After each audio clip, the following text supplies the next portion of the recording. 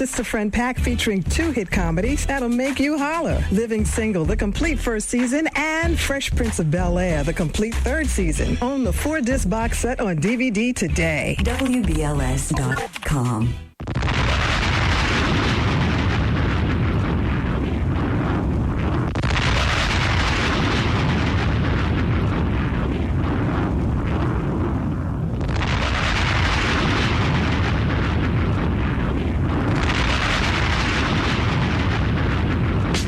Show is this anyway? Different. How different? Impactful.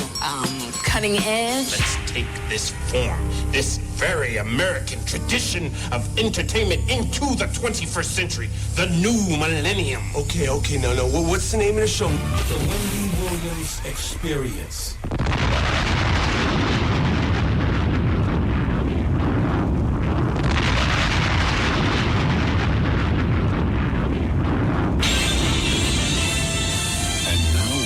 To bring you our feature presentation.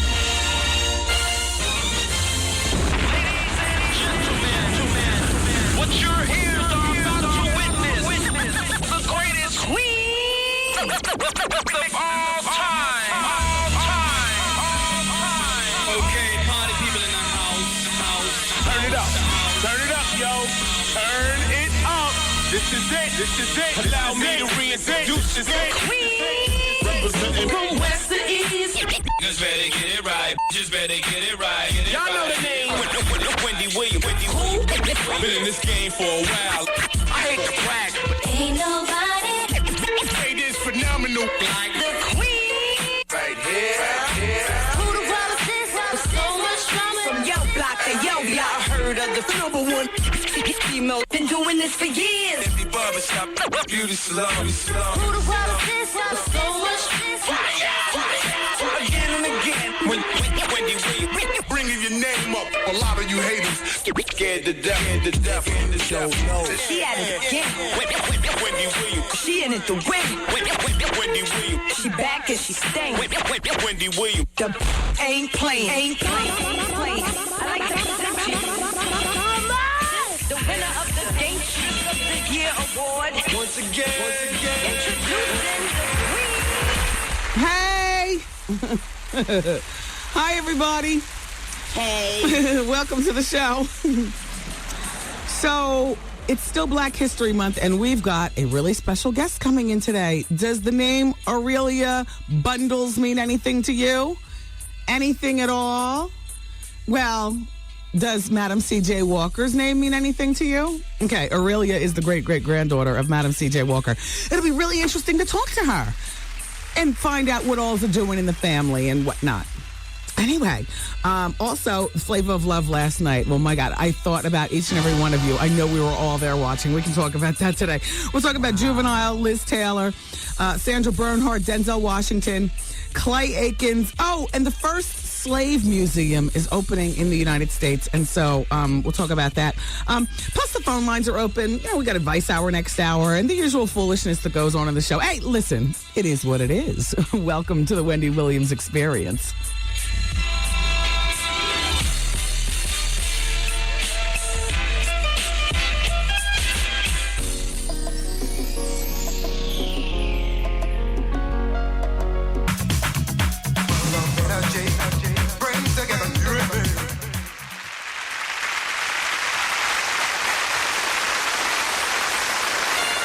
Ladies and gentlemen, it is with great honor and distinction that I introduce to you the queen of all media, Wendy Williams. Hey! How's everybody doing today? Lovely. My lovely friends, my sisters, my brothers, my mothers, and children in my head. Well, we got a cease and desist letter regarding the Whitney Houston footage. We, as a show, collectively. So, we can't play that anymore. At least not the way we've been playing it. Yeah. It's from... Yeah, I know! Because I was all ready. I was in Miami over the weekend. And my sister, who listens online at work... So she hadn't heard it. She's a huge fan of Whitney Houston. She had a little cocktail soiree where we were all drinking the Vaselli champagne. And so the people, her friends and stuff, they listen online. And I promised Tina, I'm sorry. I know, Tina, you said you were going to be there listening. Ugh. Shout out to my sister. Sorry, Wanda. We got to cease and desist. You should have been listening last week. We ran it ad nauseum. Damn. Tell me what the wrong. What was it? What song did she sing? I will always look. Look, I could have done a better job. But the point is that I can't. So I hope you all enjoyed it while it blasted off. Did you see this letter? Yeah. Chino XXL. Chino XL is coming out with a CD. It's called. Excuse me? Somebody cares. I think some of the girls thought he was cute. Well, it's called Poison Pen, FYI, 16 tracks.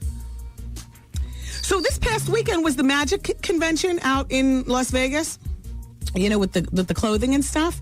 And they say, did you read in the newspaper today? Who the hell is running the House of Darion? That's Beyonce's label, clothing label. They say it was poorly represented at the Magic fashion trade show in Las Vegas. The company's booth, which was supposed to resemble a villa, was shoddily made, they say. Here's the quote.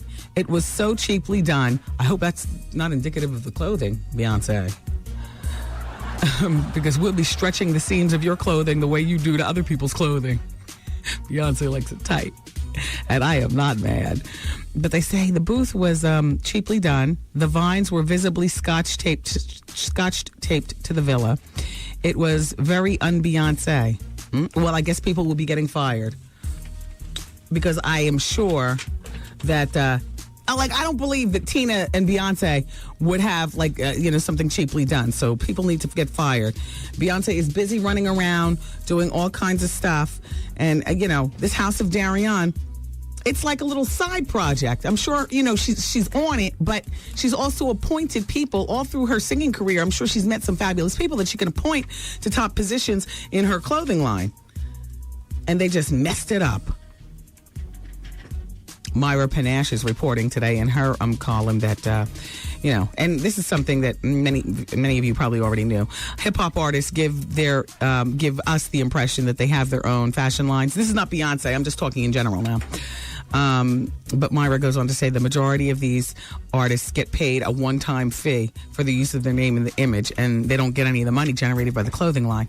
Did you guys know that? Yeah, sure. Sure you knew that, right? A lot of things, they get a one-time fee, whether it's for clothing or whatever, and then move on from there, to other stuff. Let's go to line number 1. Jamal is itching to talk about Flavor of Love.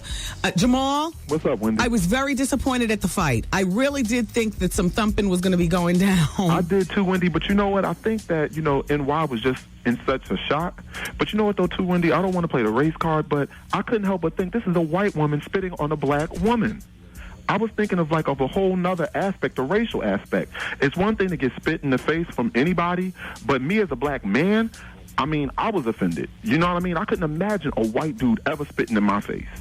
Well, I didn't look at the black-white thing because she was the one who got off from the show, and with good reason. She had more than enough opportunity, particularly when they kicked the other girl off for being on the reality show. Oh, definitely. But, but spitting in somebody's face, that's the ultimate form of disrespect. Oh, yeah, that was nasty. That was definitely nasty. There's no excuse for that, but I think, for the most part, NY was just so taken aback. I don't think she could even believe that girl did that. Right. You see, when she pushed the girl so hard, the girl fell and her head hit the camera. Right. Well, no, I don't blame New York for not fighting harder because she wants Flav. She's in love with that man. She is. I really think she is. And they very well might have kicked her off the show if she did fight. Right. So, I think she did the right thing.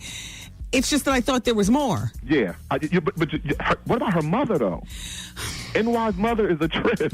Which she kept repeating, ever, you will never, ever get married. Well, you know that we didn't see her mouth on never ever each time she said it. That was VH1 adding dramatic effect to it. Okay, throwing gas. I mean, I don't know that for a fact, but I'm just imagining, you know. Cut and pasting. Yeah, cutting and pasting, making it seem like the mother was going off. Never, ever. But wait, Wendy, one more thing. What about what NY said, though, about Hoop's mom, about a painting, like how from far away?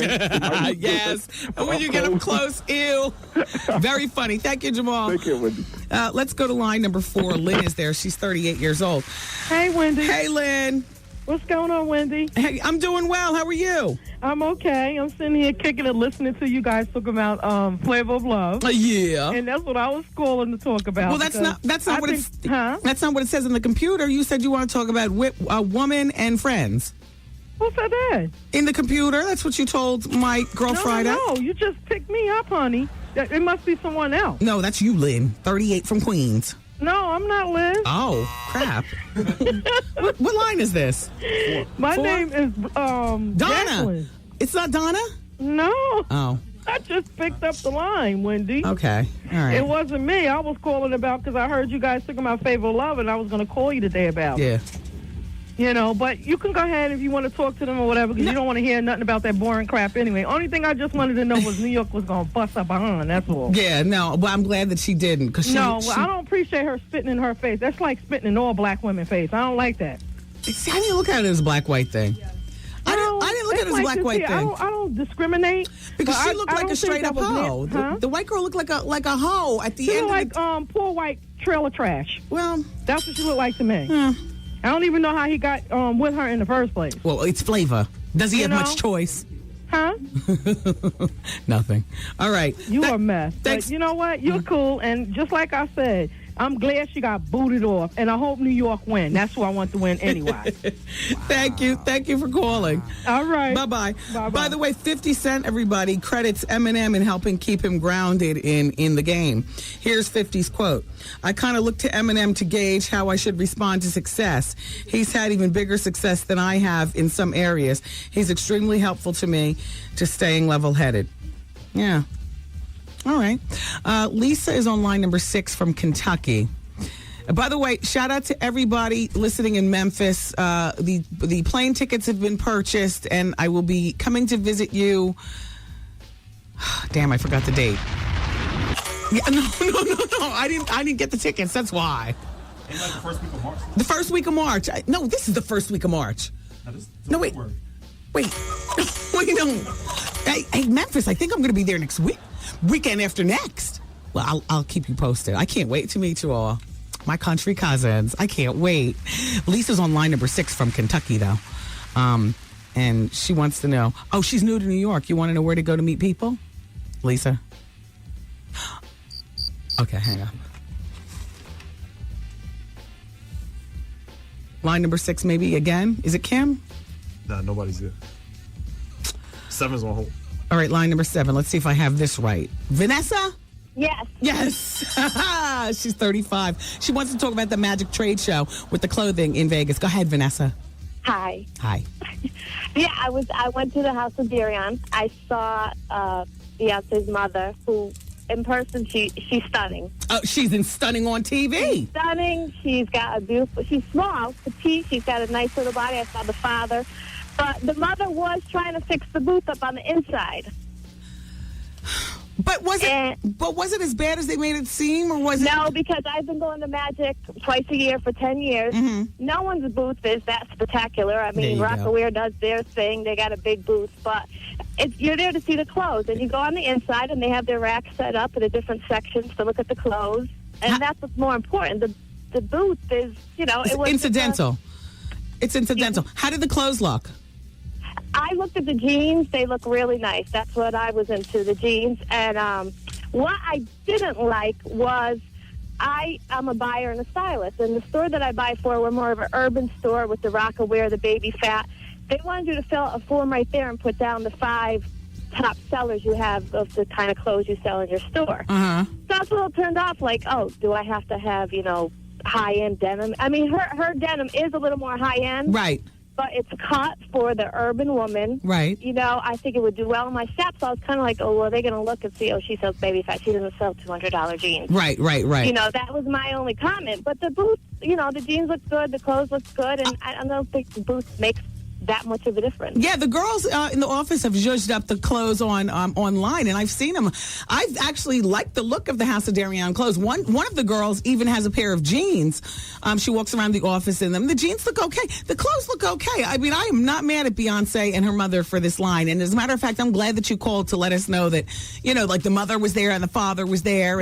And, and the booths don't matter, because I've never been to Magic. But it's not the booths that matter, it's the clothing. Exactly. And to be honest, there wasn't that much great stuff out there. And I think it's good that, you know, I didn't see Beyonce, but that, you know, they're there. The mother was there, the father was there. They were representing. Man, Beyonce's busy. The mother, same difference. And Tina Knowles is a beautiful woman. Mm-hmm. Yeah, in print, on TV, and now you say in person. Oh, yeah. Yes, Jay-Z, if he stays with Beyonce and he looks at that mother, he's going to be with a beautiful woman all of his life. You know what I mean? Definitely. The girl Beyonce. He's good. Yeah, the girl Beyonce's never going to be ugly. She's going to age well. All right, thank you so much for calling, Vanessa. You're very welcome. Hey, good people, we've got all day. We're going to take a break and be back with more of the Wendy Williams Experience right here. Hey.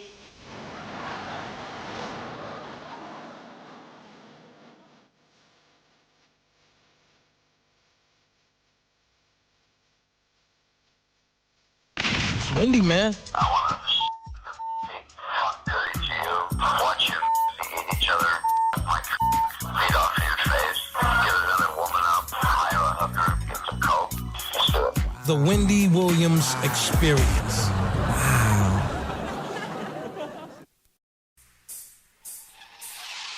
Check 1, 2, Flavor Flav. It's the Wendy Williams Experience at 28 minutes after 2 o'clock.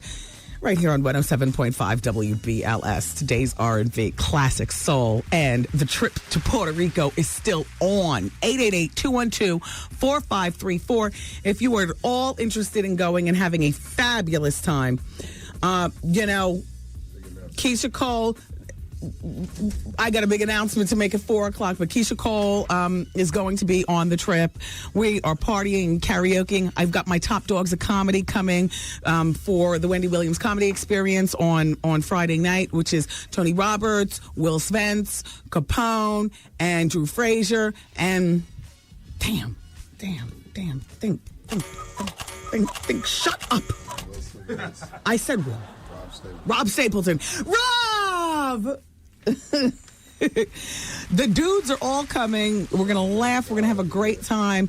We got DJ Qua and JC Jace coming from Brooklyn. Qua's coming from Jersey, and SNS coming from Uptown. We're going to party in Puerto Rico like no other. And so that's what that is. And if you're interested in booking a trip, once again, 888-212-4534. Listen, WBLS, we're proud sponsors of TV 411. If you need to improve your reading or writing and math skills, and perhaps you're working your way towards your GED, or you just want to brush up, check out TV 411 on Fridays at 12:30 p.m. on Channel 13. And for more information about whatever's going on here at the radio station, feel free to visit our website, WBLS.com. That is what's up.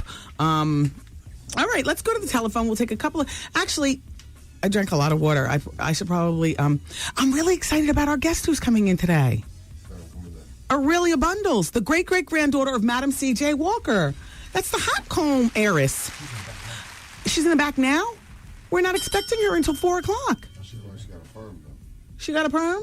She like she was the hot comb. Well, the hot comb was invented before the perm. See, that's what we have to ask her. We have to ask her. What? Keep hope alive. Yeah, keep hope alive. I wonder if there's any more money in the cipher. I wonder what she does, whether she owns beauty salons, whether she is the heiress. You know, she changed her name and she's the solid gold lady, the woman who has those real hot curling irons that we all love. Is that her product? What's really good? We'll find out during the Hour of Truth today. It's still Black History Month, and I'm very proud to have Ailia Bundles, the great-great-granddaughter of Madam C.J. Walker, coming in. Oh! I forgot to tell you all. During Advice Hour today, the 11 types of hoes. Which one are you? Well, I already found mine. I know who I am in this list. And when I say hoe, I'm just saying because that's the name of the list. I got it offline. That's the name of the list. Ladies, don't be offended by that word because I even found myself in there. There are 11 types of hoes. I'm going to go over all 11 during Advice Hour. Which one are you? All right, it's Wendy until 7, and then it's Vaughn in the Quiet Storm on 107.5 WVLS. Eyewitness to what I'm about to do. Turn the lights off.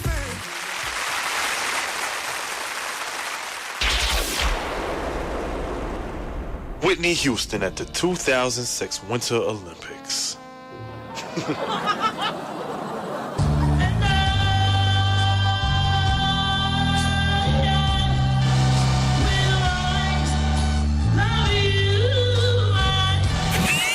Hold up, yo, run that back.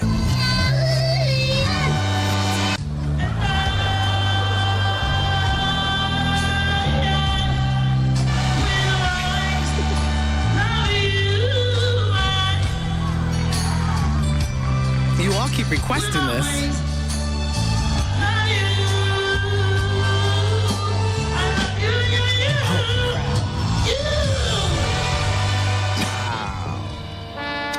Here's the thing. I realize that is but, you just can't send letters. We do stuff all the time. We mean the radio community. That is what we're based on. We're based on what we talk and what we record from TV, movies, and other stuff. And that's where you get great sound bites and great moments on TV. So, please. That was on TV. At first I heard it wasn't on TV. But we have a Girl Friday in here today whose mom taped the Winter Olympics. So she could watch it when she gets home?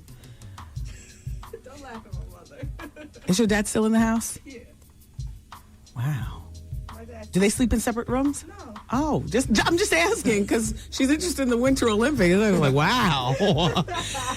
And she visually saw Whitney on there? It's on my TV. It's on your TV. Can you please bring in the tape so I can actually see it tomorrow in the office? Tomorrow? Next Monday? Yes. When you when you come back? Okay. Thank you. Damn it, man. Why did we have to find that footage? I was ready to put the whole thing to bed. Wendy, I want to say thank you for making the announcement about the baby fat casting call. Because of you, I have a modeling job for a couple of weeks. I heard the casting call on your show, and I made it my business to get down there the next day. This is why I love your show. That's from Brooke D. Thank you, Brooke. And congratulations. You're on your way to becoming America's next top model. Dana Hunter, see, I'm with you. She says, this is my new married name, too. How does it sound? Dana Hunter, Dana Hunter, Dana Hunter. Doesn't that sound funny? I remember when I first got married and, the first time somebody called me Mrs. Hunter, I was like, what? Who? Oh, wow, that's me. It's like after you have a baby and then the baby starts talking and then mommy. You cannot hear your name, mommy. You can't hear that enough. Mommy, what? That's me, mommy. Dana says, Wendy, like you, I didn't think that pumpkin spitting in New York's face would say that it would have been okay if a black spit in her face. I was also disappointed in the fight. Yeah, Dana, we thought it was going to be a bigger fight, right? I didn't think it was racial. Hey, but good look for black people because New York was the only one who showed up with two parents. Huh? Wow. Yes. Right? The two-parent household. Busta Rhymes escaped to L.A. over the weekend to film the Touch It video. Yeah, he did. Meanwhile, February 5th, Israel Ramirez, Rest the Dead, was killed in Brooklyn when they were doing the video. Busta has yet to talk. The killer is still on the loose. Tony Yayo's not talking. Then, of course, late last week, it surfaced that the audio tape detailing the minutes leading up to the murder emerged. And the unidentified owner is trying to sell the tape for $50,000, whether it's on eBay to you or the feds, whoever. According to the sources, the tape reveals, we talked about this last week, the argument leading up to this, to the video, leading up to the shooting, where an unidentified man. I mean, sticks and stones and all that stuff. Police believe that the man heard on the tape is the gunman, who allegedly is associated with Tony Yayo, who could go back to jail if he's mixed up in any of this.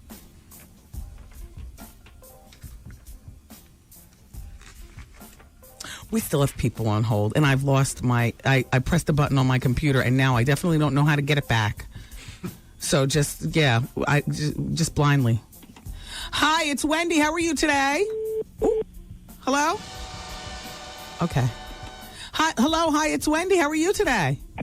Hi, Wendy. How are you? This is Lisa calling because I just moved here from Kentucky. Oh, it's nice to have you here, Lisa. Thank you. I love New York. I'm glad.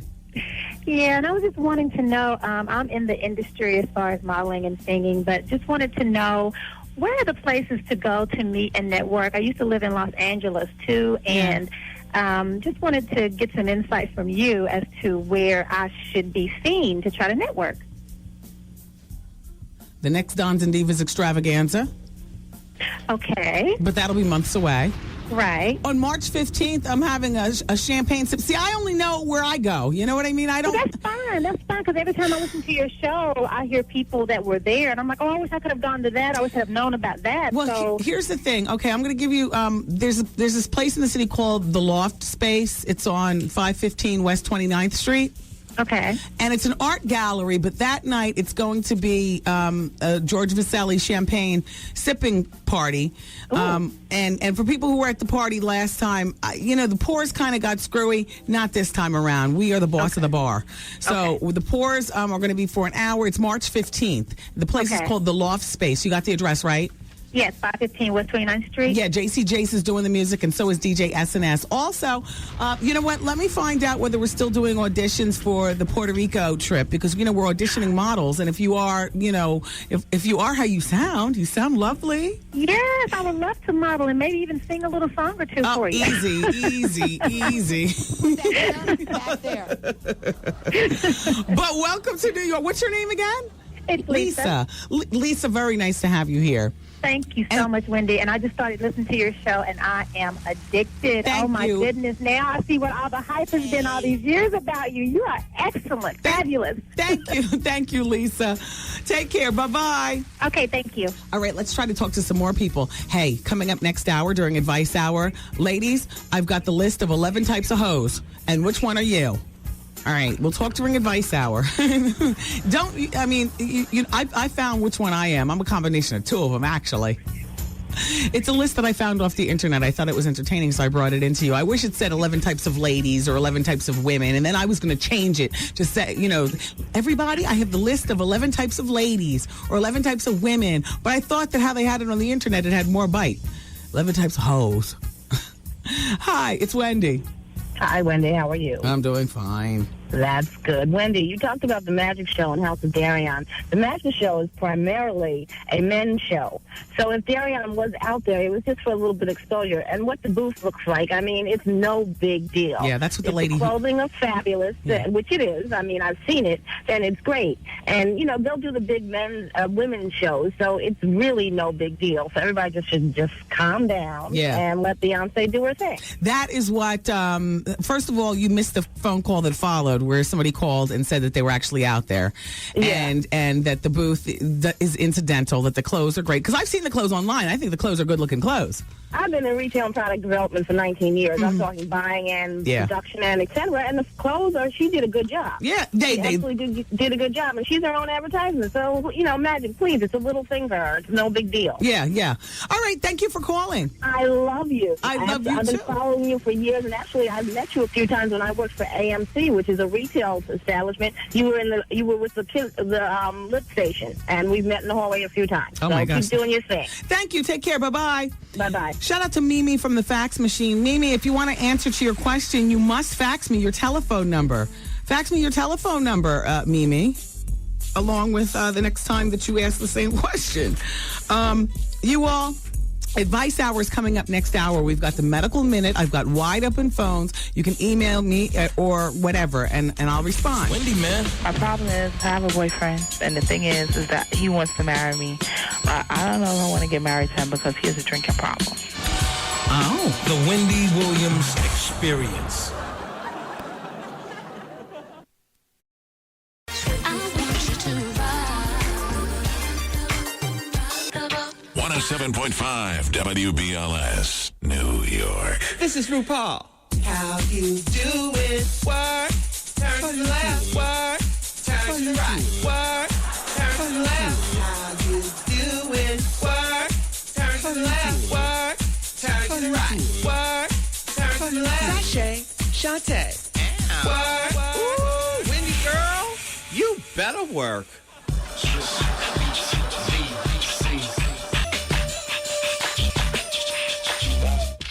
Yo, did you catch this flashback? Hey, Emily. Hola, Wendy. ¿Cómo estás? Hey, ¿cómo estás? How are you, baby? Well, listen. This is about the panic button. Okay. My husband loves it. He does. So prop his booty up and everything for it. Wow. But this is my problem. Afterwards, Yeah. he's telling me, you think I'm gay? He props his booty up for Yeah, it? he'll want it. He'll want it. And the big finger at that. Well, do you go in one knuckle or No, it's only one knuckle. Okay. It's only one finger. Yeah. But, you know, like he'll prop the booty up and everything, and then after he's like sorry for it. I'm gay. Well, what do you think? It's, you know what? It's difficult to say. You know, that can go either way. Right. I mean, if he wasn't propping his booty up, waiting for it. Yeah, he's waiting for it. I would He'll say. shake it and everything.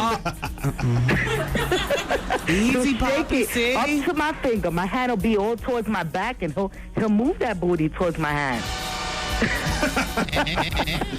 I don't know. I would say it requires further investigation. Right. Like, is he trimming up his region? Does he trim it up and make it nice like women? He does. he uses the clippers on it. Yes, he does. This it right here. It's a day. It's a whole lot. Coming through your speakers, boy. It's Wendy, man. Everybody needs some. Should I leave? Like, is that selfish to my son? Come get some. Let me tell you, Wendy, it's really a trouble with a dude. Advice out. I'm having a problem with my fiance and his family. I was in a relationship with this girl for like 18 months. She told me the relationship meant nothing. Always drama. Call Wendy right now. 1-866-GET-WENDY. Fax Wendy at 866-WENDY-FAX. Wendy, can you give me advice on plastic surgery? Mm-hmm. All right, everybody, don't forget, next hour, we're going to be talking with Ailia Bundles, the great-great-granddaughter of Madam C.J. Walker, and it is still Black History Month. So what a way to continue the celebration, huh? Yeah, but it's Advice Hour right now. And if you keep it here in about 60 seconds, I've got those 11 types of hoes, and you can decide which one you are. But first, it's time for Wendy's Medical Minute, and away we go. Are you a raw food person? Do you do that? I know a handful of people who eat nothing but raw food. I forgot what they call that. But there was a study done by some German scientists, and they found that people who adhere to a mostly vegetable, fruit, nuts, beans diet compared to those who consume meat and dairy had a 26% higher level of homocysteine. That's an amino acid that damages arteries.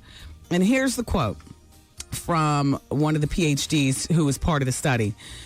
The plant-only dieters were 5 times more likely to be deficient in vitamin B12, a vitamin that's found primarily in animal foods and helps control homocysteine. So they say eat your vegetables, but don't skip your meats. 3 ounces of beef or tuna provide 2.4 grams of B12, the exact amount that an adult man or woman needs daily. So there you go. You raw food people, pick yourself up a ham hock and pretend it's a head of lettuce. All right, the 11 types of hoes. We'll start with number 11. We'll back it all the way up to number 1. Number 11, the undercover hoe. This type of hoe often goes unnoticed in the community. I got this off the web. And can only be detected by a trained eye. She holds down a decent job during the day, but secretly hoes around at least with 5 different trifling men. 2 of these men are married, and at least one of these men is dating her best friend. Then, of course, we have the church hoe. She comes in at number 10. We know her. Her hair and nails are always done. This hoe is in church every Sunday, carrying her Bible around all the time, but spends Tuesday through Saturday night in a different club. In a different club. The church hoe is sometimes mistaken for the undercover hoe, but don't be fooled. All right, number 9 is the high-class hoe, otherwise known as the glamour hoe. This type of hoe rocks the Prada and the Versace and only dates players, the ball players, the shot callers. And she's often the cause of fights in clubs, i.e. the Source Awards. She tries to act like she's got class, but confuses regular English with Ebonics on a regular. And she also has trouble with simple arithmetic. Number 8, the old hoe. The old hoe used to be tight in her day and thinks she still looks good for her age. She tries to wear all of the Soul Train fashions, thinking that she'll blend in with the rest of the honeys in the club. But you can find her in any club on any given night, grinding on the dance floor during any song with any man of any age. Number 7 is the nasty hoe. This hoe has not exactly been blessed in the looks department, but she's very popular with the men because, well... Exactly. Her talents are tight. That would be the nasty hoe. Number 6 is the sneaky hoe. The sneaky hoe can't be trusted in anyone's home or with anyone's man. Money and other personal items always turn up missing not long after she's gone, and she's always dipping and can never remember where she purchased whatever coveted piece of clothing that she has on. The sneaky hoe aspires to be an undercover hoe, but has already made too many enemies from stealing. Number 5, the bourgeoisie hoe. If you're just turning on this show, we're doing 11 types of hoes, and it's advice hour. I'm warning the men what to look out for. The bourgeoisie hoe, guys. This type of hoe is educated and professional. And she's got credits to her name. She dresses well, and she has a sophisticated circle of friends. To the outside, the bourgeoisie hoe seems perfect. However, these hoes have multiple partners, and they sleep with married men, just like an undercover hoe. And she perpetrates like she goes to church on Sundays, like the church hoe. She's obsessed with brands and status, like the high-class hoe. Oh, that's the bourgeoisie hoe. Let's go to the project hoe. That's number 4. This hoe is living ghetto fabulous, squeezing money and trinkets out of the drug dealers, babies, daddies. She likes to fight and will most often... Oh, and you'll most often hear her before you see her. Sounds like New York. Oh, and the flavor of love. Is she the project hoe? Oh, number 3 is the stupid hoe. She's usually very cute. The stupid hoe keeps a string of men who are constantly coming over after midnight for booty calls. They often return to eat her food, watch her cable, and borrow her car or money. She complains about them to her friends. Her friends are usually the sneaky hoe and the project hoe. But she never does anything about it. That's the stupid hoe. All right, number 2, and then finally number 1. Number 2 is the crazy hoe. This is a popular hoe. Although she's very smart, the crazy hoe is virtually an upgrade from the stupid hoe. She has the same terrible luck with men, but unlike the stupid hoe, the crazy hoe is seeking revenge, including slashing tires, keying cars, making prank phone calls from unlisted numbers, visiting trifling men on their jobs, and appearing on Judge Mathis. That would be the crazy hoe. And finally, ladies and gentlemen, the number 1 hoe, the stank hoe. This is perhaps the most popular hoe of them all. The stank hoe has appeared on shows like Ricky Lake, Jerry Springer, and Jenny Jones. She has eluded herself into believing that she's beautiful. That's it. I hope you've been entertained. And now it's time to get to the telephone and speak to Courtney, the Louisiana hoe. No, I'm just playing Courtney. She's on line number 7. Courtney. Uh-huh. That was jokes. How are you? Yes, I'm doing fine. Courtney, turn your radio down. Okay. Okay. Here we go. All right, so Courtney, you're 22 years old. You want to talk about your relationship. What's going on? Okay. I've been dating a guy for 2 years. Mm-hmm. And I'm what you call the stupid hoe. Oh, okay. Okay. My boyfriend, when he drinks, yeah, he wants to get abusive. Okay. Yeah, turn your radio down, Courtney. I'm going to have to hang up on you. Okay. Go ahead. He wants to get abusive. He hits you. Right. How long have you been with him? 2 years. Do you have children with him? No, I don't. Okay. He has children with another woman, the baby mama hoe. Does he live with the other woman? No, he lives with me. Okay. So what's your question to me? What should I do? Kick him out. Can you afford the rent on your own? Yeah. Okay. Well, you want to find out how to get rid of him, or perhaps get rid of that apartment, and then you move someplace and it doesn't include him. You must break the cycle. I mean, I know you've been with him for 2 years, so it's just a pattern of drinking and beating you. You do feel as though you're worth more, don't you? Right. Are you scared to be out here on your own? You're 22. Yeah. You are. Yeah. All right. Well, it's time to grow up, Courtney. Okay. Yeah, it's time to grow up and start relying on yourself. And don't get rid of him to pick up another man. What you have to do is get more acquainted with who Courtney is.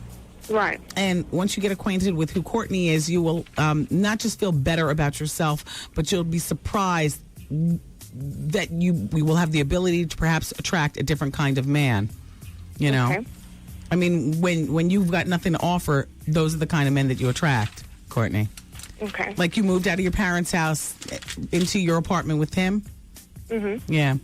It's time to rely on Courtney. Okay. Well, I'll listen to you every day, and thank you. Thank you, Courtney. Hey, what radio station do you listen to? Because all it says is Louisiana, and I know we're on 3 different, we're on in the whole state.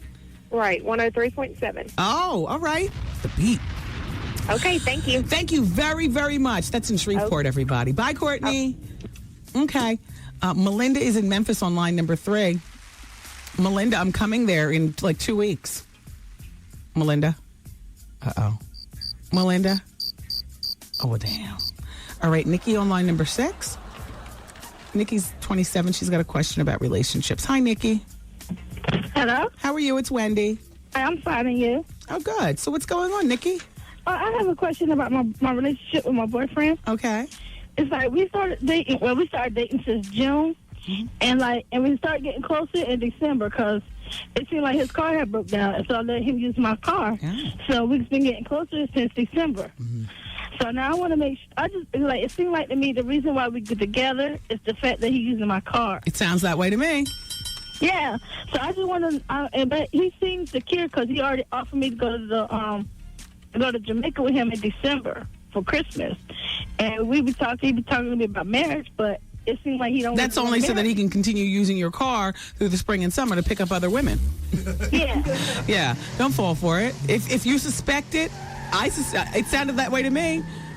I mean, if he wanted to go to Jamaica, why do you have to wait until December? Tell him to take you to Jamaica next week. Mm-hmm. I mean, no, I suspect he's using you. Okay, because we've been spending time together and everything, but it's like when he used the car to go to work, but when he working and stuff, he don't call me and that. And when I try to call, he give me some excuse about he's sleeping. He's using you. Yeah. Don't have the confrontation fight until you make sure that you have all keys to the car in your possession, and then fight with him and get rid of him. Okay. I mean, not fight with him, but you know what I mean. Then bring it up. I think you're using me. Yeah, because that's what I've been wanting to ask him. I want to ask him, but then again, I don't want to be an argument, but that's how I feel. Yeah. Because I feel like that's some reason why we're getting closer, because Nikki, when he had his car, we didn't spend that much time together. Yeah. Nikki, he came out and see me on and off. All you need is a car accident to mess up your insurance. Yeah, make sure that you have the keys in your possession before you go into the diatribe in loud tones, okay? Okay. Okay, take care. Thank you. Bye, Nikki. Bye. Is Lacey still on line number 3? Oh, that was actually Melinda who was on line number 3 before. Oh, wait. Line number 1, Tahira is 25. She wants to talk about identity theft. Ugh. Tahira, you're about to ask me a question way over my head. Okay. It's so frightening to so many people. It's so prevalent these days. Yes, it is. Somebody stole your identity. Yes, and it's sad, Wendy, because I even know who it is. Oh, my God. Isn't that the saddest part? Yes, that's the sad part. That is my nephew's mother. Wow. Your sister? No, it's my brother. He had a baby with her. Like, she was staying in my house in the early 90s. And, like, come to find out in 2003 when I went to apply for a for a cell phone is when I was told after I got my credit report that I found out that I had 4 different accounts that were up there that were not mine. Yeah. You can sue her, press charges, have her thrown in jail. I'm trying to get her prosecuted now because I don't think that it's fair that I should be stuck paying that bill. No, I prosecuted to the fullest. Is your brother responsible enough to take care of your nephew? Yeah, but he's a weenie. He's not gonna leave her. And like, she called your show. Like, she put him on blast because she wanted some advice from you about her being in a 10-year relationship with a man that she has 2 kids with. Oh. She was on your show recently. Like, she's just about a bunch of drama. Like, I want to beat her down, for real. Okay, well, if you throw her in jail, who's going to take care of the boy? My brother would. And that's the thing that, I have a conscience, Wendy. You know, like, I really don't want to do that to her. Yeah. And then my nephew is without a mother. But at the same token, it's like, I'm stuck with this stuff, and it's not fair. Well, shade her out. Freeze her out. Freeze her out of your life. Yeah, well, she been froze out of my life. That's why I called you, so that I could put her on blast. Because I know that she always listens. I know that you did it. I called her out. Yeah. Because she's not woman enough to tell me that she did it. Like, she still smiles in my face like nothing happened, but I know that she did it. The credit card people aren't going to pick her out of a million people and put her down as an authorized user. It's sad. Like, the whole messed up part about it, Wendy, just like the whole thing that puts the icing on the cake is that she had the audacity to pay the cable bill in my house with a credit card that was mine, and I didn't even know. A stealing hoe.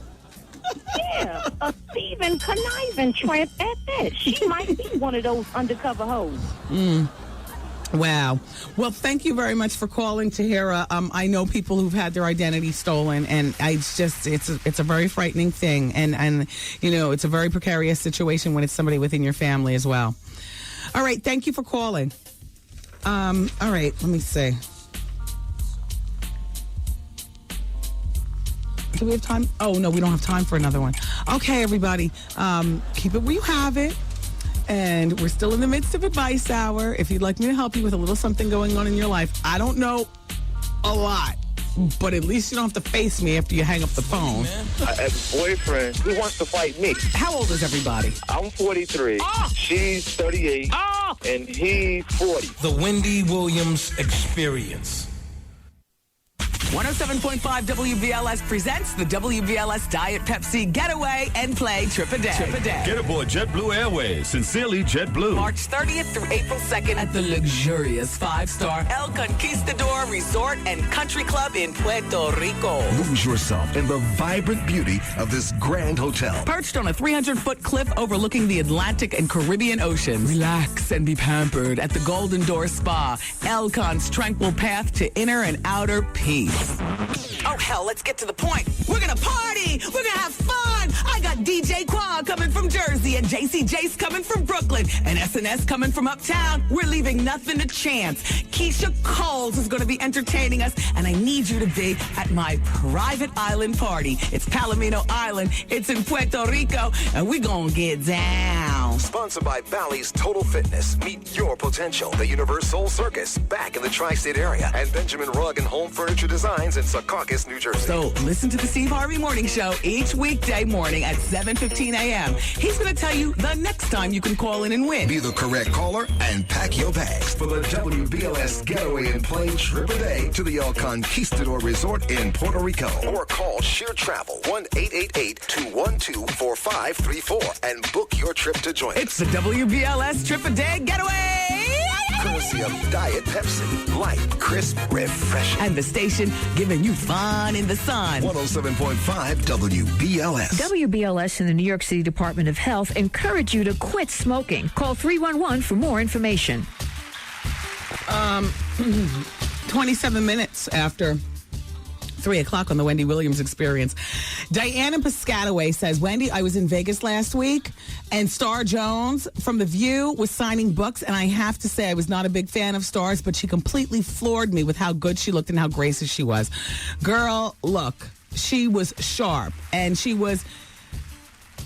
had a nice shape, and she had a butt. She was bootylicious. She took a lot of time with her fans at the book signing, posed with me and my sister for photos. Any fans could ask her any question. She had her little dog in the picture. The woman is gorgeous. Her personality is with a capital P. She made me a believer. She had the crowd eating out of the palm of her hands. That's from Diane in Piscataway. Yeah, well, she was gorgeous when she was huge. Star was never not good looking. And thank you, Diane, for this fax. And she says, P.S. she listens to the show every day between 2 and 6 or 7. Thank you, Diane. Shout out to Super Damn Jay trying to kick up dust and start trouble. He says, first of all, about the spitting in the face. Pumpkin spit in New York's face. Girl, I would have sawed them in two. Do you hear me? My brother raised me never to spit in face. I understand. I tell you, that was the last straw in an otherwise not so good 5-month marriage that I had back in the early 90s, like, 1992. The last straw. He spit in my face. And it just so happens that my girlfriend, Lisa Carnegie, was just coming over. And he picked Lisa up. And at that point, because Lisa's lost like 100 pounds, from gastric bypass, he picked her up and threw her out in the hall and locked the door and put the chain on it and fought with me, and his big gorilla snaggletooth ass spit in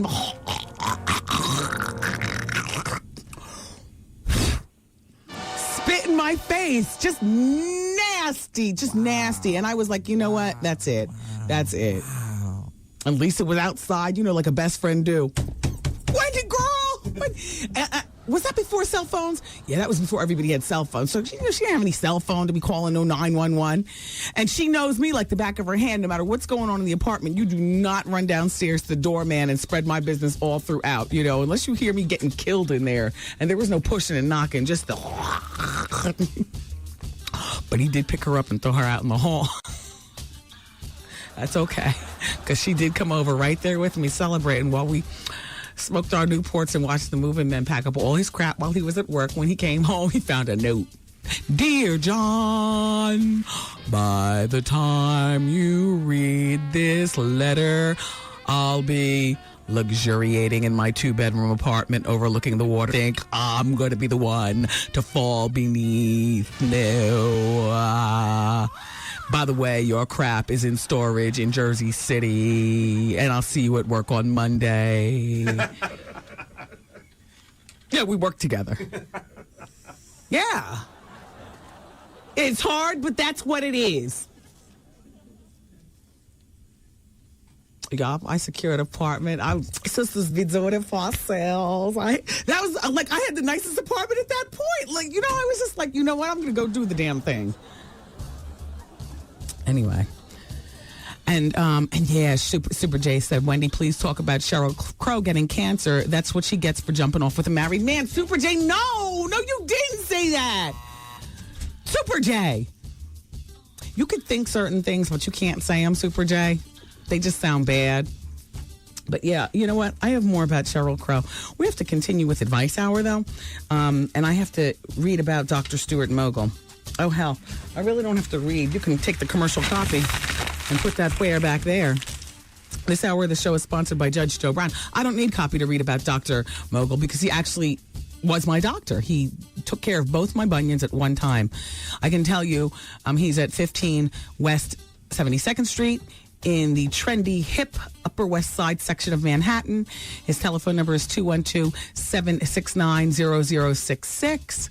And his website is footnewyork.com. Now, let me tell you a bit about my doctor. First of all, he's up on all the technology. He's not so old that he thinks everything that he does is right. So he's constantly, learning more. He's been in practice for 22 years. He's a board-certified foot surgeon. He's the attending surgeon at Lenox Hill Hospital, Manhattan Eye, Ear, and Throat Hospital, and the Fifth Avenue Surgical Center. His practice is limited to corrective foot surgery. You're not going to go into him and get a facelift or Botox or an eye job. It's limited to corrective foot surgery. He does one thing and he does it well. So what's the problem with your feet? Bunions, corns, hammer toes, crooked toes, one toe longer than the other? What? Go to my Dr. Stuart Mogul. I had utmost confidence in getting both bunions done at one time. He's appeared on The View. He's appeared on CBS Morning Show, Extra, VH1. He's been written up in New York Magazine, Shape Magazine, Good Housekeeping Magazine, New York Times. I mean, these are just some of his of the things that he has under his belt. He's a wonderful. He's got a great bedside manner, and he's very skilled in the surgical department. So, you know, if you've got a problem with your feet, call my doctor, Dr. Stuart Mogul, 212-769-0066, 212-769-0066. Now, Adrian, you can buy luminol in a can? Let me find out. You can buy luminol. Adrian says the caller with the car, she needs to buy some luminol and spray it on the car seats to test it. No telling what's been going on in the car. You better not tell me you can buy luminol in the can. What? I'm going to spray luminol on every single couch in the office. I want to know what the hell is going on in there. Ashley is on line number 5. We'll hit you in a second with that, Ashley. Okay, yeah, line number 5. Hi, Ashley. Hello. How are you? It's Wendy. Hi, Wendy. Hi. My name is Ashley, and I just wanted to ask you, I'm dating someone who has 5 children by 5 different women. Mm-hmm. I haven't had a chance to meet the mothers of the children yet, but I'm kind of scared. Could you give me some advice on what do you think I should do? Bail. Don't meet the mothers and leave him alone. Really? Ashley, I know. I'm stressed out from the whole situation, and I have been. Ashley, what do you do? What do you do? Are you in school? You working? What are you doing? Yeah, I'm a secretary, and I go to school half-time. Okay. Ashley, do you have children yourself? Yeah, I have a 5-year-old son. Ashley, you do want better for yourself, don't you? Yeah. Okay, wait. Before we write him off, because there are some men who can have 5 children with 5 different babies' mothers and still be good fathers. Yeah. Yeah, no, he's a good guy. He's great. He actually likes me. I've been talking to him for like 2. Well, he's been trying to talk to me for like 2 years to get me out to go on a date or whatever. But I always told him no. But I finally started dating him, and it's like, wow, it's a lot. So, because we have to be like around his children sometime. And Ashley, leave him alone. Don't you want more for yourself? Yeah. If it's that you don't have the self-esteem, then how about you just leave all men alone for a moment and work on Ashley? Yeah, right. You're a 25. It's like when you try to do that, it's like more men come at you. Yeah, but that's fine. But you don't deal with a man who has 5. How old is he? He's 36. 36 years old, 5 kids, and 5 babies' mothers. Where do you think this relationship is going, Ashley? Down the drain. Exactly, Ashley. Ashley, you That's are why I called you. You're a beautiful to 25-year-old woman from Harlem. Leave him alone. I know. I was just trying to get the okay. Yeah, no, leave him alone, Ashley. Thank you. Yeah. Bye, Ashley. Bye. Yeah. She knew what to do to begin with. Why is she playing on the phone? All right, we'll take one more. Tanya's on line number 7, and she's 26 from Connecticut, dealing with a cheating boyfriend. Hi, Tanya. Hi, Wendy. How are you today? I've been trying to get a hold of you forever. So how long have you been with him? It's going on 5 months. And he's cheating already? Well, I think he is, because when we started dating, everything was great. You know, he would come. I live on my own. Mm-hmm. I own my own house, and I'm a professional. Mm-hmm. So, you know, we met. It was like at a charity event. Mm-hmm. He's a year younger than I am. And, like, he would come to my house, like, every night. We would talk regularly. We would do things together. Mm-hmm. He's an up-and-coming DJ, by the way. Mm-hmm. So he spends most of his time in between Connecticut and New York. Mm-hmm. But, like, lately it's been, like, I very seldom get phone calls. Mm-hmm. When I do call him, he's like, oh, I'm sorry I didn't get to call you. You know, I've been really busy. And you still consider him your boyfriend? Because he's not considering you his girlfriend. That's the sad part. He smashed and ran. That's what some men do. I mean, you know the game. You're 26 years old. Come on now. You know when you've been had. You know when a man just wanted the booty and, you know, he luxuriates in it for a minute and then he moves on. Come on, don't get it twisted. He got what he needed and now he's out. I guess. Yeah. So now, unless the sex was that good that you want to use him for friend with benefits, leave him alone. He's not your boyfriend because you're not his girlfriend. That's what I was thinking, but I guess I was in a little denial. Yeah. Leave it alone. And by the way, Tanya, he doesn't deserve a telephone call to say, I want to break up with. He deserves nothing. Okay. Nothing. Don't call him anymore. And the next time he calls you. Well, here's the thing, Wendy. I bought him a Christmas gift, and by the way, he never got me a Christmas gift. Well, I wouldn't have gotten you one either. At Christmas, you were only together for 3 months. Christmas for... What? I know. Christmas for people who were together for 3 months is supposed to be something as simple as a card or maybe third input. I mean, I'm just saying, a little something special. But nothing that you actually buy. You're all caught up, Tanya. I know what the deal is. You got the career and the house, and now you've got to plug in that last component to make it perfect. And that would be the man, right? Right. That's how I got with the guy who spit in my face. You know, a lot of women who you think are smarter than that have been just as, idiotic. We work on our careers. I had everything in place. Yeah. And I settled. And you're settling. Exactly. Don't call him up and formally break up. Okay. He doesn't need any of that. And the next time he calls you, tell him very abruptly you've moved on and hang up the phone. All righty. All right? Thank you. Take care, Tanya. Bye. Bye-bye. All right. Let me continue with the break. I mean, WBLS, and I'm here until 7. WBLS. Get yeah. Hey, everybody. Normally, this is where I do the Wendy Williams Experience People Poll, but apparently my website, thewendywilliamsexperience.com, well, it is what it is, and it's currently down. I don't know why. Hey, the girls in Detroit say that tonight on Entertainment Tonight, Tracy Edmonds is supposed to reveal the details of the breakup with Babyface. I don't believe that.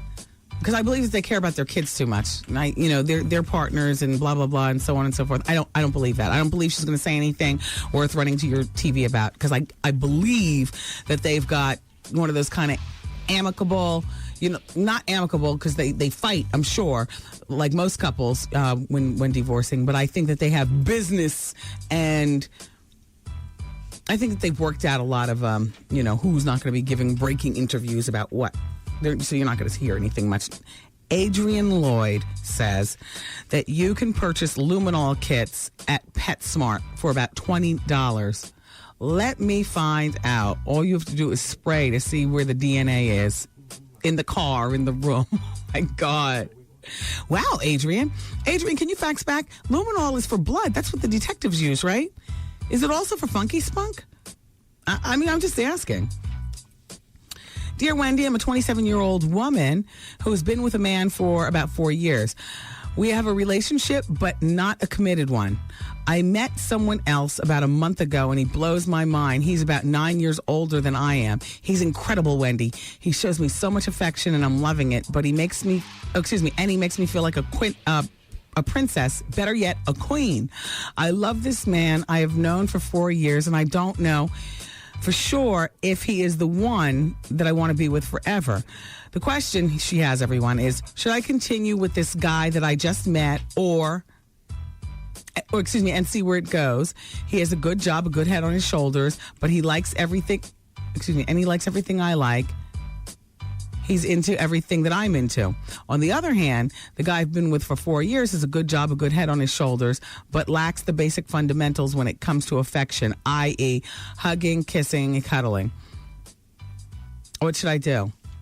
Well, first of all, at 27 years old, you have to understand, if you want to be hugged, kissed, and cuddled, and you've already brought it up to him, chances are she hasn't. But if you've already brought it up to him and he's not doing it, then that's just something that he's not into. So you're going to let go of a 4-year relationship? I mean, you said your 4-year guy has a good head on his shoulders and you love him. Hugging, kissing, and cuddling. I mean, is it that he doesn't do it in the middle of the mall in front of your friends, or he doesn't do it not even in the house? I don't know. And a man, let me see, you're 27 and he's 9 years older than you. This is the new man. everything seems rosy because you're jumping off with him. When that relationship settles into a real relationship, you're going to find that there are some qualities in him that you don't like either, because nobody's perfect. As to what you're going to do, I mean, I don't know. That's on you. What should you do? 27 years old. She's been with her current boyfriend for 4 years, and she met somebody a month ago, and he's blowing her mind. Everybody blows a mind after 30 days, you know.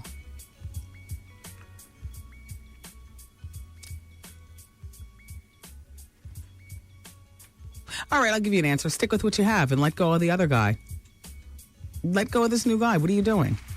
What are you doing? Focus, focus, focus.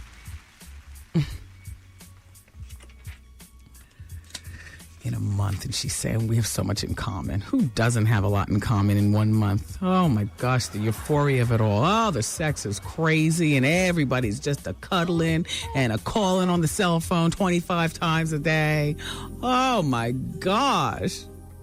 They say things like, good morning, gorgeous. Right? In the first 30 days. 5 months. You so stupid, hoe. All right, line number 1 is Risa. She's 21, and she needs advice regarding stepmothering. Are you a stepmother, Risa? No, I have a stepmother. Okay. Hi. Okay. This is a situation. She is an evil woman. She used to be a prostitute, was pimped by her mother. Oh. Mind you, right? Mm-hmm. Okay. And she fell along and married my father, making him putting her on the list of her many different baby fathers that she had. Oh, wow. Me and my father had disagreements back in the day because of her, because when I was younger, I didn't speak up to him and tell him exactly what she was doing, and I didn't see what her plan was. But she, make a long story short, drew a dividing line between my father and the rest of my sisters and brothers. Yeah. So now she's an inspired author. She writes books about everyone in her life, bad-mouthing different people. Mm-hmm. And I came across her website, what was brought to my attention, and which she targeted, or I guess focuses on me and my 2 new kids. Yeah. Saying how they're kind of revenge against my father. Yeah. Now she says that I just recently had 2 new kids, and she's basically saying that we'll go. At 21, you have 2 kids? Yeah, I just had twins. Oh, twins. Okay. Congratulations. Yeah. So what should I do? Should I call her, and curse her out? Or, should I, because I'm calling my father, he's not picking up the phone. What should I do? Should I just leave them both to, You have a job? Yeah. Well, no, not right now. I'm staying home with my kids. Okay. How do you pay for your lifestyle? Their father supports me. Okay. You guys are together, you and the father? Yeah. Okay. Hold off on shoe shopping and pay an attorney to fire off a letter to her. Nothing will work more for her than hear face and curse her out. Have an attorney, you know what I'm saying, like a cease and desist. Because she didn't use my name. She just, everyone knows it's me because she basically put it out. Okay, she just had, not 1 but 2 kids. And it's going to, speaking negatively about me on the website. So everyone knows it's me because, the details that she's given in the website. She didn't necessarily say my name, but can I still, No, she's free and clear. Okay. Trust the big mouth. Yep. Because when you read my novel, people are going to be recognizing themselves also. Sorry, girl. Creative license. So what should I do? Nothing. Sit back and lie on that sword. Yeah, you know what? You can't. There's nothing you can do. You can try to sue, but that's not going to work. You'll be wasting your money. She didn't use your name. Okay. Sorry. Because I've been trying to, I understand. My father, and, I understand. and not as far as suing wise. I just, I feel like just. I don't know what to tell you about your father. Stay out of grown people's business. Your father cares for her apparently very much. And as far as her using similarities with you and her books, well, Ritz Harper is similar to me, and a lot of the characters in the book are similar to people that I know. Mm-hmm. And if they think it sounds like them, maybe it is. Maybe I'm talking about you, but I've changed names. And legal over at Random House says it's all good. Okay. So All I right. shouldn't curse her out. No, there's nothing. What can you do? I mean, you can curse her out. It's not going to get you anywhere. She's only going to write harder. Okay. She's going to go at it hard. There. Okay. All right, bye. Bye. Mm-hmm. June 20th of 2006. It's my first book in my novel series, and Ritz Harper's my main character. She happens to be a radio personality, and we do have some similarities, but not very many. You'll love her, you'll hate her, you'll want to kill her, you'll want to hug her. You feel sorry for she's pathetic. She's pretty pathetic. She's pretty pathetic. Yeah, I had fun creating her though. Definitely. Anyway, keep it where you got it. Coming up next hour, Ailia Bundles, the great-great-granddaughter of the legendary Madam C.J. Walker. Oh, yeah. It's Wendy, man. I wrote yesterday to get your book. That book is fire! Yes, honey, you did it again, honey. You did it again. The Wendy Williams Experience.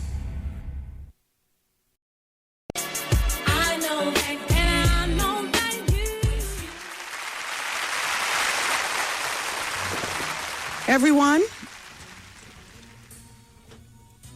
we're having a very special guest in the studio today, and I will open up the phone lines for you at 866-GET-WENDY, only for questions to Ailia.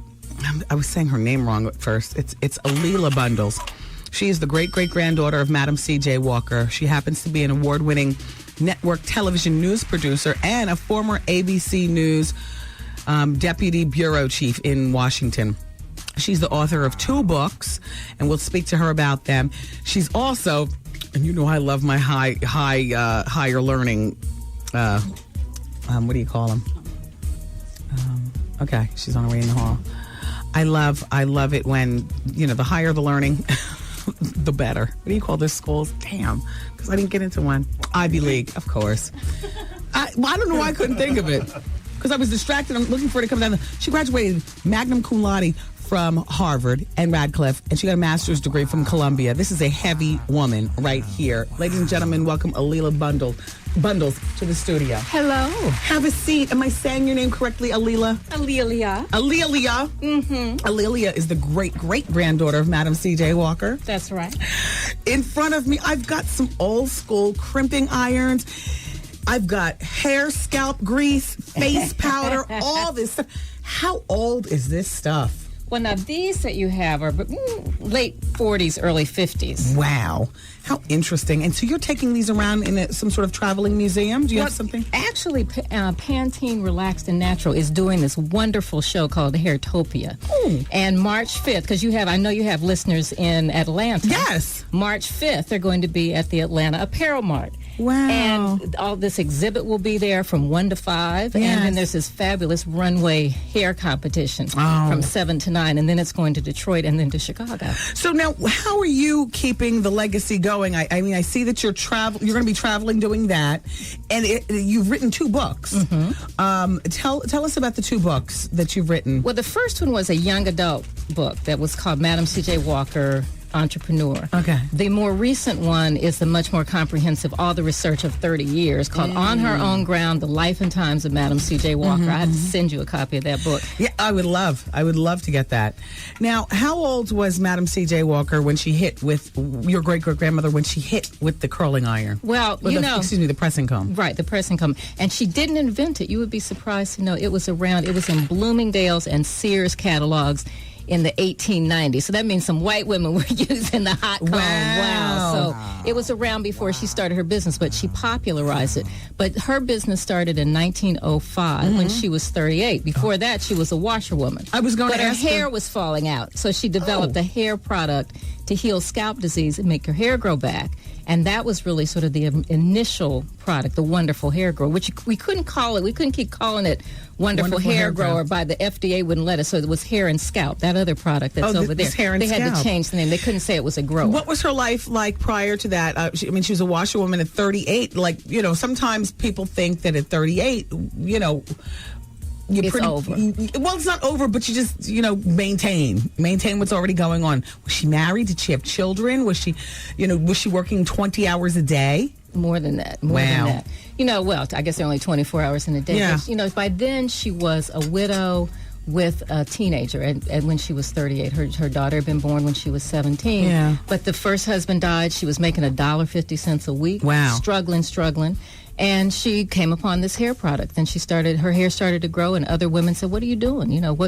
Hook me up," essentially. Yeah. And that was how the business started. And within about 5 years, she was making more money than a lot of executives, a lot of white male executives, at a time when most black women were working as maids and washerwomen and sharecroppers. Yeah. So she was really a revolutionary, a pioneer of what's now the modern cosmetics industry. You walk into the stores now, and we have 50 different kinds of shampoos. Yes. Then there really wasn't a national industry. Now, what sort of monetary legacy was left for her children? Mm-hmm. First of all, she was the mother of one? Mother of one daughter, Ailia Walker, who's my namesake. Okay. And is the topic of my next book. Okay. That's what I'm working on right now. Okay. But when Madam Walker died, her estate was worth $1 million. Ow! Yes, so she was a millionaire. And she was a saver, apparently. She invested in real estate. Buy rims. Right.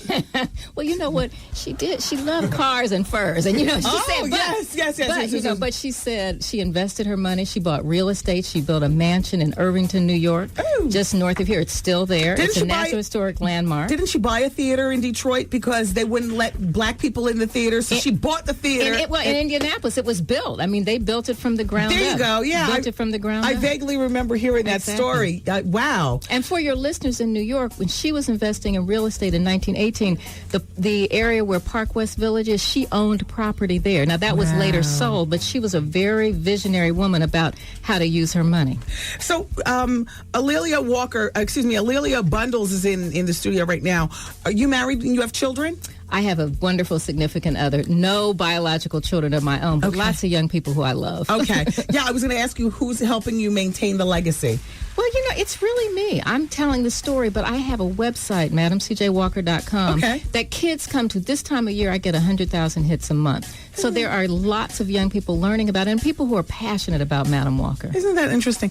Now, you said something very interesting in this conversation, because I was under the impression that your great-great-grandmother invented the pressing comb.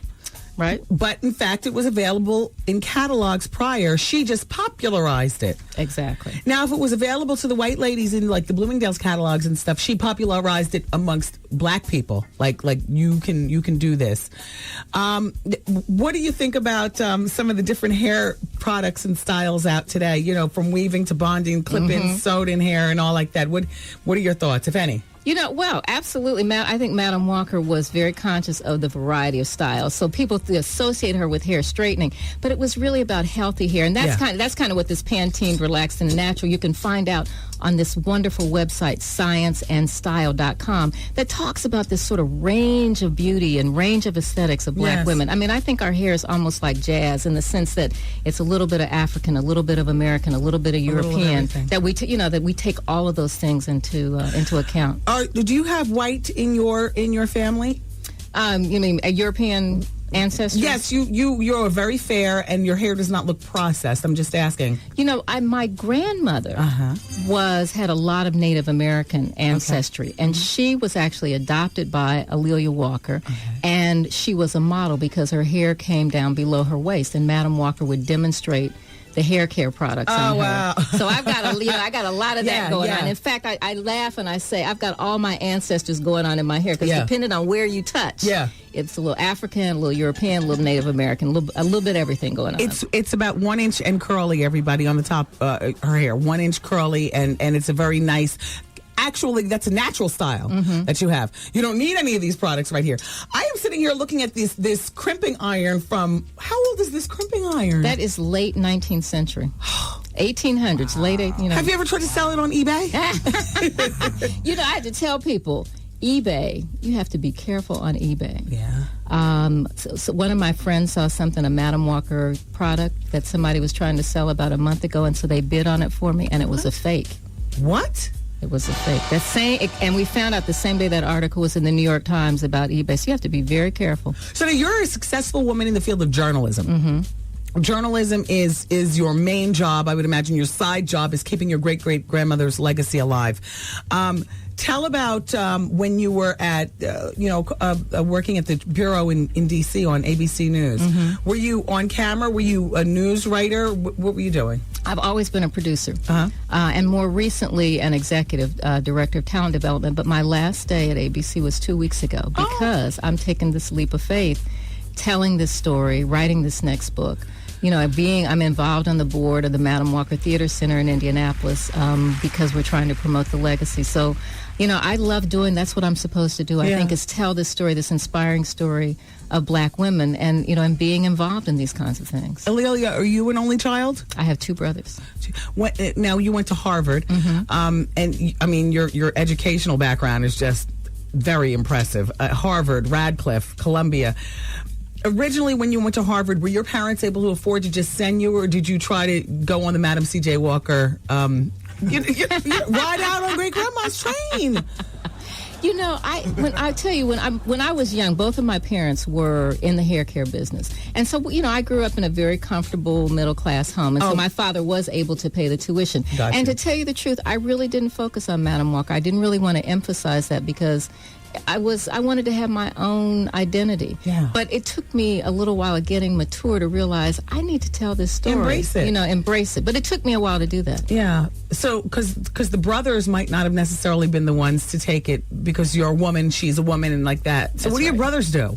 One runs the investment portfolio for at Eli Lilly in Indianapolis, and my other brother sells components, electronic components. And they're neither one is really that interested in this. They think this is great that I do it. And I'm happy because I don't have to compete with them. They're like, just get their support.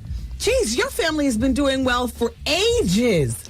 We're very fortunate. We're very fortunate. What type of hair care is your family's business? Well, now nobody is involved in hair care. My mother died many years ago. She was the vice president of the Madam C.J. Walker Manufacturing Company. My father was president of Summit Laboratories, which many people rate hair straight and one of the first chemical straighteners. Yeah.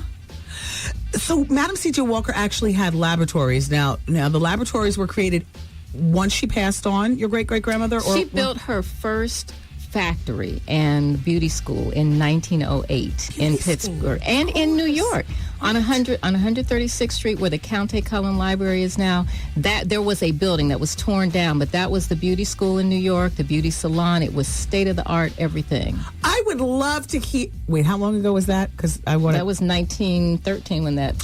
Oh, never mind. I was going to say I would love to hear from somebody who went there. Yeah, but there are still some Walker graduates, people who are kind of in their 70s, because there were a dozen schools around the United States. And I would love to hear from one of them. Or I bet somebody's listening. Yeah, 866-GET-WENDY. I would love to. If there's anybody on the telephone who would love to speak with Ailia Bundles, she is the great-great-granddaughter of Madam C.J. Walker. It is Black History Month, and I have to say we've had a lot of people in this month. This is extremely special. This is very, very special. I'm so glad to see that you're doing well on your own, and you've decided to take on the legacy. And your mother was no slouch. And your grandmother, your great-grandmother was no slouch. Right. 4 generations of women in my family were executives in the hair care business at the Walker Company. And my mother was wise enough to let me pursue my own interest as a writer and a journalist. Yeah. But, of course, the irony is the story that I love telling the most is this story. Isn't that great? So do you have most of your research work there in the attic of one of your family members' house, or do you actually go to the library and research and then say, this is not right, because according to the attic, this is how it went down? That's right, according to the attic. And it's in, a lot of it is in my house. We have letters at the Indiana Historical Society. So it's, my labor of love, really. Very nice. Hey, they're opening a slave museum in which I know has nothing to do with your great-great-grandmother, but just, we're talking about Black History Month. I have some information for you about that. Bill Cosby donated $1 million plus, and, it's a whole thing going on, which I would have thought that there would have been a slave museum years ago in the United States. And I would have also thought that there would have been some place to check out some of the great inventions that black people have, given to our society. But there is nothing on a regular basis. There's something in Detroit. There's a slavery museum in Detroit. And this Hairtopia show that Pantene is sponsoring actually is a traveling exhibit that was started by Willie Morrow, who's the brother who created the California curl. And he has thousands and thousands of pieces in San Diego. But this is a traveling show. It's no place where it's stationary, where people can actually, go. But Willie Morrow, there is something stationary in San Diego. Right. So there is that, and but different people have collections around the country. Wow, this is. But terrific. this will really be accessible in Atlanta, Detroit, and Chicago, and people can learn more about it at scienceandstyle.com. Do you have nieces and nephews? No, I don't. I just gather young people around me. Yeah, because I'm saying so then when I hate to be macabre, who's going to carry it on? That's it. Well, I'm trying to make sure that there's somebody who loves it as much as I do. But it's not family. Like, this is so impressive. Your blood. That's true. It's not family. You're right. Oh, well, damn. Well, this is very special. See how much you love it. There are people who Madam Walker inspires people in such a wonderful way that's why I love doing this. Did she ever remarry? She married 3 times. The third charlatans tried to take her money. The third husband was Charles Joseph Walker. Oh. And you know what? He was very helpful initially, but he sort of didn't quite have the same ambition and vision that she did. Okay. He kind of started hanging out with one of her agents, and so she had to jumping off. Fire him. Oh, but she kept the name. And rode out with it. Mm-hmm. Wow. He regretted it till the day he died. Did she have to pay alimony? No. She didn't have to pay alimony. But the second husband, who she didn't divorce, came looking for some money after she died. So there's a lot of... What? Yeah, girl, there's some stuff going on. There's a little drama. So what else did she like to do? She liked to buy fur coats, real estate, obviously. That was a smart one. She loved music. She loved being a patron of the arts and sponsoring young African-American musicians and artists. She really loved doing that. She loved to travel. She went to Central America and the Caribbean. Went to Cuba in 1913. Hey, girl. Now that badge, she's holding this badge that women wore at her convention. It's like the church lady badges, but all the Walker delegates would wear their badges. This is so special. This stuff, this visit, meeting you, Ailia, this is really, really special. I can't believe you're not doing anything in New York, and I can't believe... What about Chicago? Chicago, there's definitely, the show is going to be in Chicago, and I think there's not a date yet for that, but there is April 26th. Okay. Chicago's April 26th. And they can go to your website to find out all this stuff? Right. Scienceandstyle.com is the Pantene website that has all the details about Hairtopia. Now, before we go, this Madam C.J. Walker hair and scalp preparation is open. Do you mind if I dip my finger in it and put some on my eyebrows and see what it looks like? See if your hair grows. See if your eyebrows grow. It's still... It's old. But does it smell like sulfur? I don't know what it smells like. It smells good to me. Mm-hmm. Because it's got some lavender to try to mask the sulfur. It says active ingredients: copper sulfate and precipitated sulfur. Oh my gosh! Delicately perfumed. My skin is burning. Uh-oh. Well, this is very old. There have been a lot of fingers to ride through this. That's right. I'm surprised it doesn't have. And then look, I'm looking at the press powder that your great grandmother made up. Everybody's pink. Look at the color. I know, it's a little light. It's a little bit light. It's extremely light. Right. There were 4 or 5 different shades. This is I'm telling you all, I wish this was TV. Damn you, VH1. I'm looking at a piece of history. You need to be doing a zoom in on this. Uh-huh. Where's the podcast when I need it? Oh, it's Ailia Bundles, everybody. And with the website one more time. Scienceandstyle.com. And MadamCJWalker.com. Thank you so much. Please consider yourself a friend to the show. Absolutely. And come back, whether it's with product, books, traveling stuff, or whatever. Everybody, keep it where you got it. We digress into the gossip next.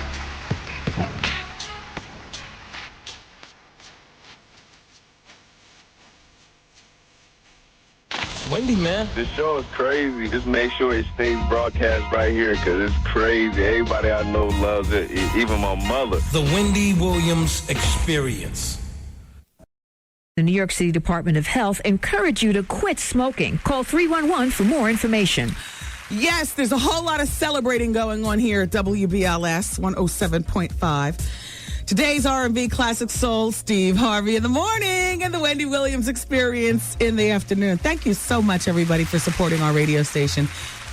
It's 4:30, and don't forget, coming up at 7 o'clock tonight, it's the lovely and talented Vaughn Harper in the Quiet Storm. Vaughn, how you doing? I see here, look, Vaughn is having a party, a very fabulous black tie optional invitation party to celebrate the accomplishments of the Quiet Storm. It says, exactly, China. It says, but China, stay right where you are. I got to talk about you. Give me 30 seconds. So I found this invitation. It was on my desk. It said, the Quiet Storm on WBLS, hosted by Vaughn Harper, has been keeping New York airwaves soft and warm for 25 years. He's having his celebration on March 1st at Earl Monroe's restaurant. First of all, I didn't even know Earl Monroe had a restaurant in Manhattan. Vaughn knows all those, people. Like Earl Monroe was probably at his peak when Vaughn first, like when Vaughn was pimping the city before Miss Harper came along and all like that. Yeah, hell yeah. Vaughn, Frankie, you know what I'm saying? Call us the Hayes. I mean, gosh, what? Let's go up to Earl's. This is big, Vaughn. 25 years of pimping the game. Catch the player tonight at 7 o'clock on the Quiet Storm. All right, China.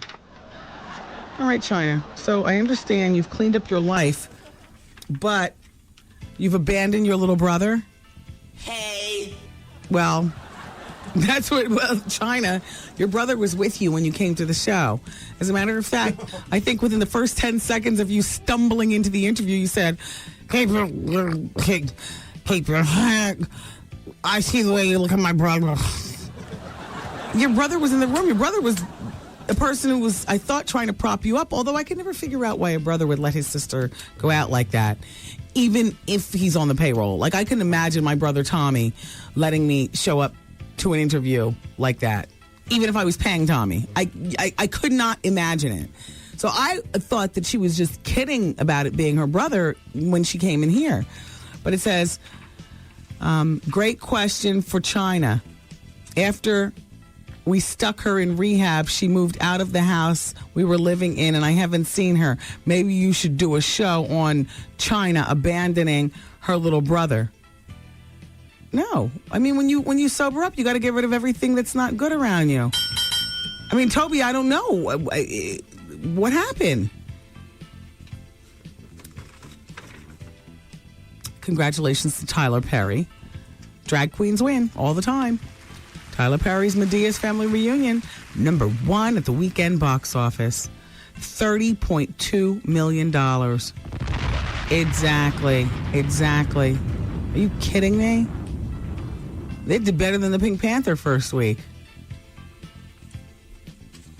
I mean, Tyler is just doing the damn thing. There is no hate, just congratulate. Hey, do you remember that singer, Sammy? That little boy mixed up with Puffy for a moment? I think that was the one, or was that Jerome that was mixed up with Puffy? That was Jerome.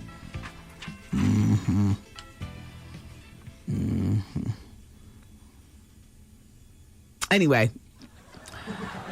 Yeah, Jerome, that legendary. Puffy, if I ever interview you, you can best to believe I'm going to pull some questions out of my flat behind. And one of them will definitely be what I know about Jerome and what part you played and everything. Now, don't press anything. Jerome was a little boy and came to New York all starry-eyed with his starry-eyed mom and dad. And Puffy just...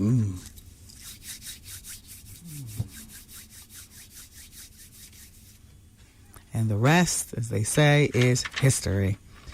And Jerome disappeared into the abyss, strapped down to a bed, never to be heard from again. I'm not talking about a bed. I'm talking about a, one of these, one of those padded room beds. Never to be heard from again. The only one who knows the whole story, I guess, would be Puffy. I'm sure he doesn't toss and turn over it, though. He's got enough issues. Anyway, that kid, Sammy, He's 17 now, and he released, he came on the scene in 2000, and now he's ready to come back on the scene to give competition to like Chris Brown and them. Dallas Austin's bringing him out in June on Rowdy Records. Just thought you should know. Yeah, exactly. Who cares?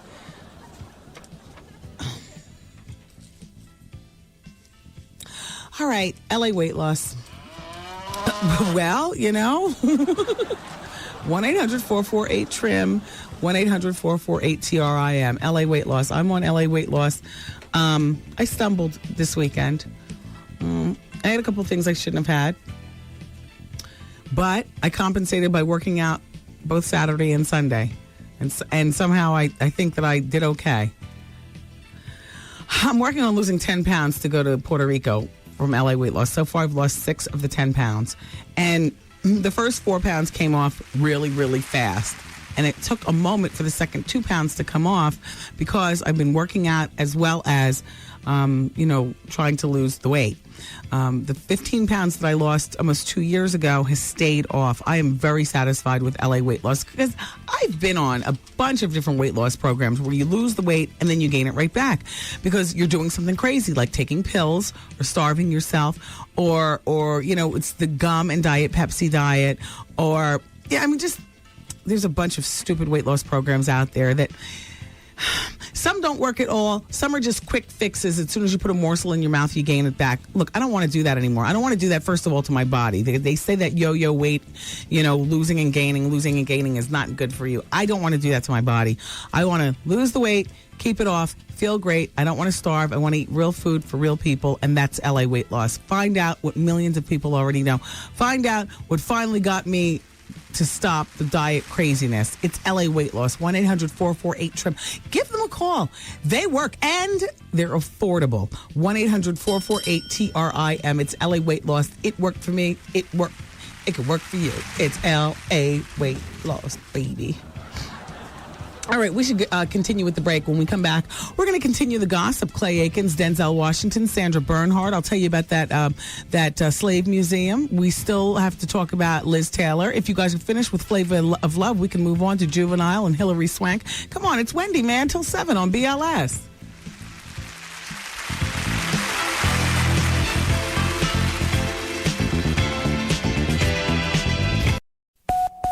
Broadcasting live. It's the queen of radio, Wendy Williams. I'll take the Ghostface. Oh, yeah. There's a sweet song here, boy. It's Ghostface featuring Neo and Back Like That. This is just the music bed because even the radio edit version has curses all through it. Why do artists do that to us? They really set us up for an FCC swoop down. It says the radio edit on the CD, and then there's curses all through it. Turn this up. I love this. Yeah.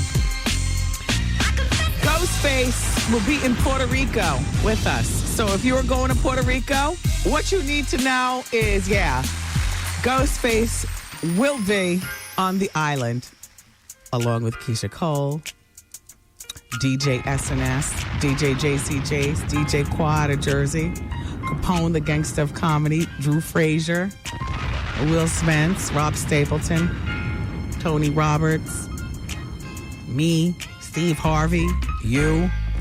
We'll be having a crazy time. Yeah, this is hot right here. I love Ghostface. He's always, he knows how to speak to a woman and make you still feel like a girl. You know what I mean? He does. He does. Like, I'm a grown woman, and he speaks to me. Thanks, Ghost. Thanks, Tony. Yeah. So he'll be in Puerto Rico with us, and that's the good news. Brad and Angelina are all set to be married in the summer. I've lost interest. I no longer care. Who cares? Let me tell you, there are approximately 3,000 historical museums in the United States, but the U.S. National Slavery Museum will be the first to focus solely on telling a complete story of slavery in the United States. Now, the efforts to build this museum were spearheaded by L. Douglas Wilder. Is that Cheryl Lee Ralph's husband? No, he's the governor. But he is the governor, the former governor of Virginia. Well, anyway, L. Douglas is currently the mayor of Richmond, Virginia, and he also happens to be the grandson of slaves, as well as the first African-American since the Reconstruction to be elected governor. So, he's got definite convictions in doing this, and he's going to serve as the museum's chairman of the board. And this museum is going to be located in Fredericksburg, Virginia. It's going to be 100,000 square feet, and they're going to have just a lot of great stuff in there. Answer that phone, because that might be somebody telling me whether Cheryl Lee is married to the governor. Anyway, one of the board members is Bill Cosby. And, Vincent Hughes, that's the governor. That's, okay. So this is not Cheryl Lee's husband. But anyway, Bill Cosby is going to be on the board of directors for this museum, and he's also additionally pledged over $1 million towards the museum. The museum actually broke ground back in December of 2003. They're looking at the cost of this project. Are you ready? $200 million. And if Bill Cosby only came up with, over $1 million, where are we going to get the other? I have no idea. We'll be fundraising until we're dead. Our children will be lucky if they're able to walk through the doors of this museum. Geez, how are we going to open this? What are we going to do? Oprah. Everybody's thinking about Oprah, right? Oprah can make it happen. And do the hood. Do it for the hood. George Michael. He's just I wasn't shocked. He was slumped. Did you hear about this? He was slumped over the wheel. And a C-class drug that's weed and pills. And tranquilizers. That is, hey. What'd you say? Coke is a C-class? No, it's not, Tim. No, they say a C-class, according to British law, is weed, tranquilizers, and some types of painkillers. See, I was thinking it was Coke, too. But I heard C-class, I was like, oh. Although I hear those horse tranquilizers will do you lovely. You know what I mean? The cops were called. They saw a man slumped over the steering wheel in a high-class neighborhood. That looked crazy. In some neighborhoods, that would look like, regular. But he's up mingling with the mansions, parked in the street, slumped over the stairs. Oh, poor Sheryl Crow. Super J said that's what she gets for cavorting with a married woman's man. But I say, poor Sheryl Crow. Can we get some sympathy music, please? There we go. She did undergo her breast cancer surgery last week, and the doctors are expecting her to make a full recovery. They did a minimally invasive procedure. She's going to receive radiation as a precaution. I don't even think about the hair. Does anybody still think about what's going to happen with my hair anymore? I mean, they do? Well, that's because you're a natural girl. Trust, with all the wigs, weaves, and, the possibility of it growing back and radiate me. Just radiate me all day long. Look, I'm a boob girl, and I don't even care about these. You know what I mean? Cut them off. I'll wear a stuffed bra. There's so many ways to fashion. I get you. I'm a hypochondriac anyway. Oh boy. She'll be okay. Approximately 1 in 7 American women will be diagnosed with breast cancer in their lifetime. Approximately 1 in 7. 1 in 7. And more than 2 million women are living with breast cancer today. So that's the encouraging part. This is a partial blind item. Are you guys ready for it? Can I go into it? I'll just do it really quick. Oh, never mind. Turn this up. This dumb song. It's so stupid, but it always makes me act ignorant. His song makes me act real dumb. Can I just take a moment to tell a story about, but keep the music up. I'll compete. Keep the music up. I don't want to, yeah. Can you hear me? Okay. Oh, I'm distracted. Turn the music down. When BG left Cash Money back in 2001, he alleged that Brian Williams used drugs to control BG's money and cheat him out of royalties.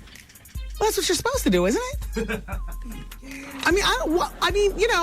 And speaking as an offender, listen, I'm still making up for lost time. My dumb ass was so busy getting high, I was never getting my worth at that particular time. Now I'm sober and I'm making everybody pay for my dumb ass missing out on what I could have been, getting at years ago.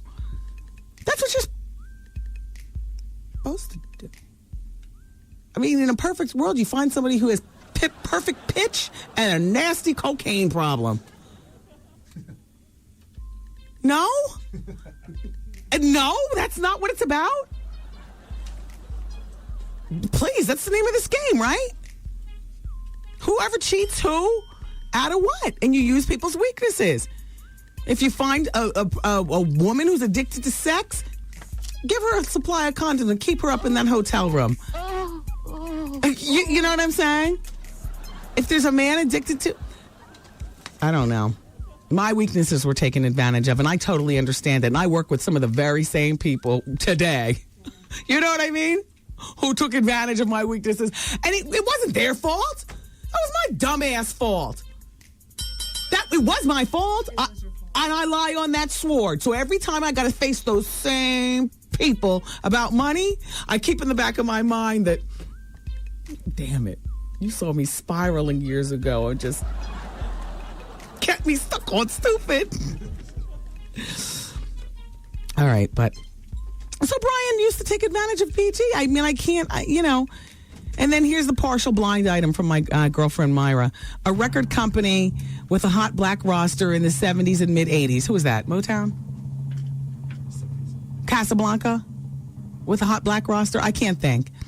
Allegedly encouraged their artists to indulge in drugs so they could cheat them out of their royalties. Sounds about right. Yeah, exactly, Scott. Scott said cool. Isn't that what you're supposed to do? You find somebody's weakness, and I'm talking about drugs or sex. And you give them as much of it as possible. That's right. And then you take as much of their money as possible before they sober up. What's the problem? Nothing? I thought that's how the world worked. I'm not getting it. Me neither. Glad we're on the same page with that. Yeah. Anyway, Myra goes on to say, today, most of the artists that were on that label are broke. As well they should be. They were getting high and they were getting robbed. I'm not saying it's right, but I'm saying isn't that what happens? Also, a black female superstar, now I'm going to get a Tourette's moment on this one, but you just wait until the next break. Myra, I know this one. A black female superstar requires half her appearance fee in drugs. She also dispatches her personal assistants to do drug runs. Hold that thought. I'll get it. No. A black female superstar requires This is one of those, old. This is not a today's. This is a superstar from like the 70s and 80s who can still fill a room today, but she's still getting high even though she says she's not. I'll write it down, damn you. Okay. Hell to the yeah. Wow. Yes, she has. She's still getting. She stays high. I'll Tourette's it in the next break, and finish this blind item, and we'll talk about other stuff. But I thought that's how the game was supposed to work. I thought I could be wrong. Everybody's going to hell who does that to people, but that's part of. But that's part of how this game works. This is a disgusting business, and it's not for the faint of heart. All right, keep it where you got it, everybody. It's Wendy, man. Wendy, man. Me and my wife have been married for 15 years. They threatened to leave. What did you do? Had a problem with drugs. You got the drug voice. Yeah. Hey, man. Just asking, what's your drug of choice? You name it. Coke? Yeah. Weed. Yeah. Crack. Yeah. Heroin. Yeah. E-pills. Yeah. Whippets. Alcohol. Gorilla. Yeah. PCP. Yeah. The Wendy Williams Experience. Wow. 107.5 WBLS, New York. It's Wendy, man.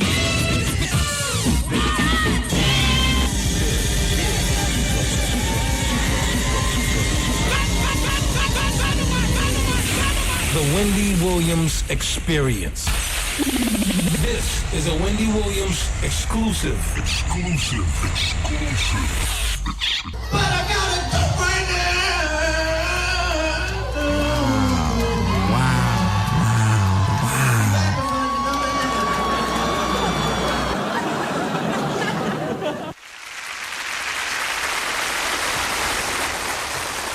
Hey, everybody. The website is now working. The Wendy Williams Experience website. Okay, are you ready? Friday's question, and then I'm going to give you the new one for today. Friday's Wendy Williams People Poll question was, will Whitney Houston ever recover? 21% of you said yes, and 79% of you said no. So here's the new People Poll question. Have you ever been so angry at someone that you spit in their face? Good one. Good one. I've never spit in anyone's face. Has anybody in here? Just sometimes when I'm talking, if I'm thinking about food, my mouth gets juicy and, something might fly out. But have you ever spit in somebody's face? The WendyWilliamsExperience.com. Reese Witherspoon has surpassed Julia Roberts. She is the highest paid actress of all time. I guess Ryan Felipe, it would behoove him to stay in the closet a bit more. Just, Ryan, I mean, what? I didn't say anything. I just said stay in the closet. Wow. With all, whatever. If he's angry. Yeah, exactly. Luxuriate for a minute, Miss Honey. She's about to earn $29 million for a horror movie called Our Family Trouble. In her heyday, Julia Roberts made $24 million for Mona Lisa Smile. Do you even know what that movie was about? Was that a big movie at the box office, Mona Lisa Smile? Yeah, well, congratulations to Reese Witherspoon. I mean, I think that's terrific. The daughter is really cute. I love to see she and Ryan, playing Ava, their daughter's name is. I'm all in. Ava. Shaka Khan! Dennis Weaver died, you guys. Yeah, and Officer Barney Fife died. Mr. Furley, Don Knotts. Yeah, Dennis Weaver was 81. He lived a good, long life. I remember him best as McCloud. I used to love that show. I don't remember any gun smoke. None of the other stuff that he did, but yeah, I was sad to hear about that. I was sad to hear about Barney Fife. A caller, who wrote this down? A caller suggests that Madam C.J. Walker's great-great-granddaughter is how you doing? Did you detect that? What difference does it make?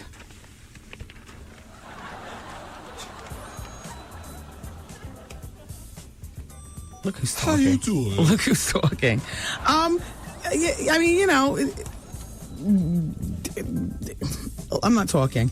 For some reason, that just doesn't seem right. I mean, we could talk how you doing.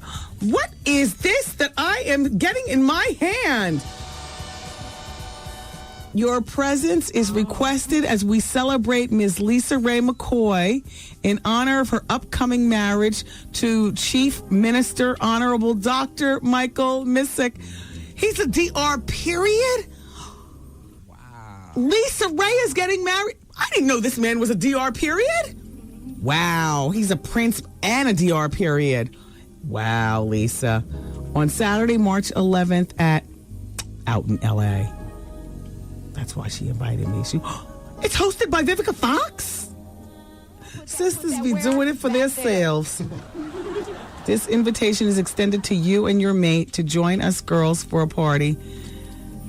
after 9 p.m. Oh, so from 6 to 9 p.m., we're going to be pulling out nasty panties and vibrators and stuff. Yup, and having, inside jokes with Lisa Ray. And then at 9 p.m., all the men can come. What is March 11th? What is March 11th? 2 days after Cool C gets it and 2 days after Little Kim's show starts. Why do I remember stuff like that? Why are you laughing? Yeah, that new Little Kim...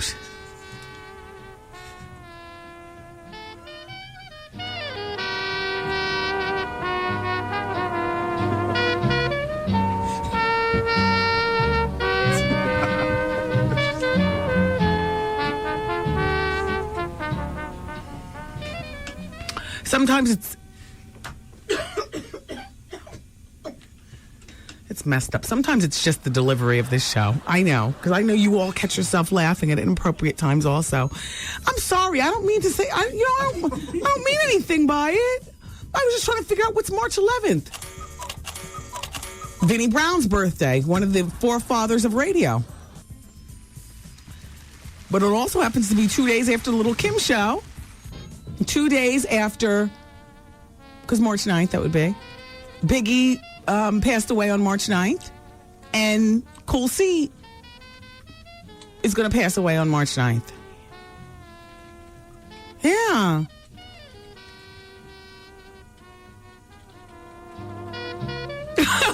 Oh, no, you aren't. Turn it up the music.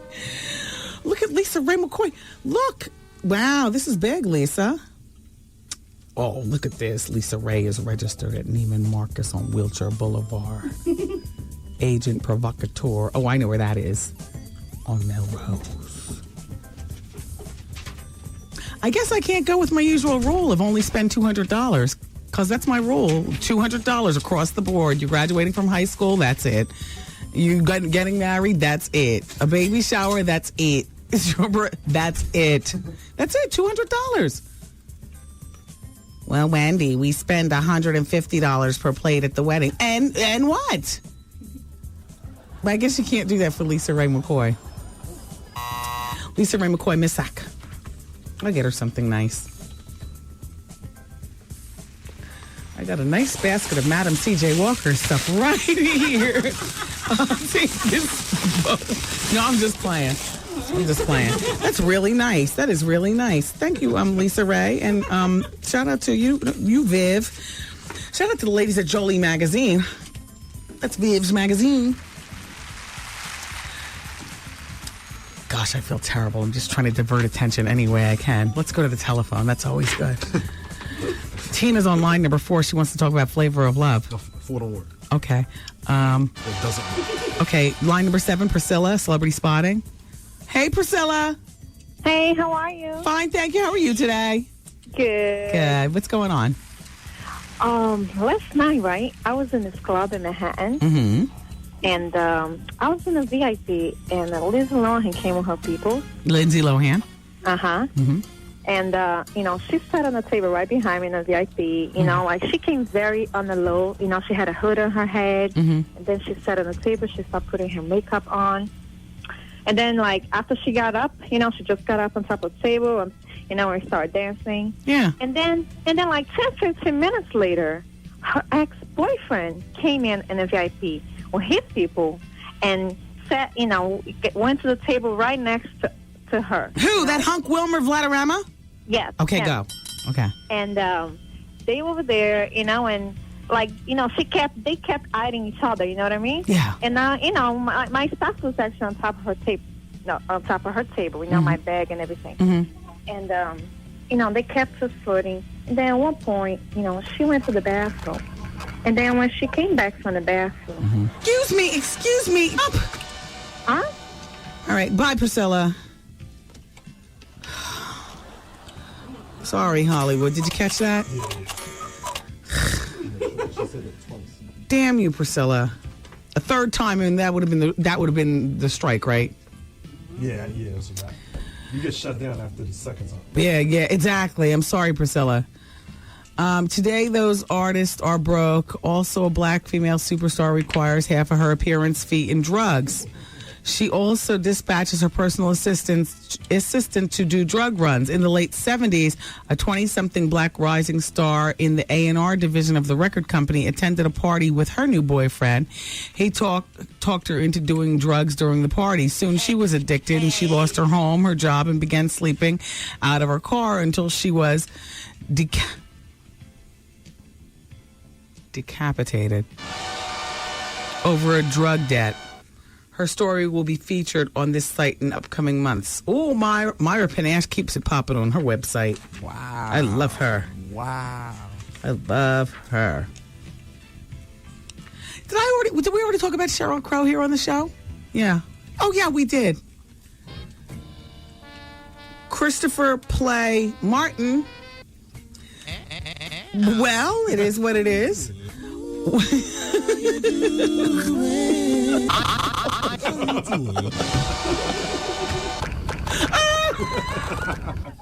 do we have to give the whole medley? The one half of the duo Kid and Play is releasing a holy hip-hop new DVD showcasing rappers in the gospel world. It'll be in stores on Wednesday, March 21st. And, I think that this is great. You know, he's a born-again Christian, and he's found his true calling. I think this is a great idea. It's a DVD. It's 82 minutes. It offers a look inside the artist leading the way in gospel rap. A look inside. I have one thing to say. How you doing? Damn. Shout out to Shari Headley. I almost forgot. But you know what, Shari? I just remembered that you were married to him, so you know I had to bring it out. Shari's big sister listens, and so does Shari.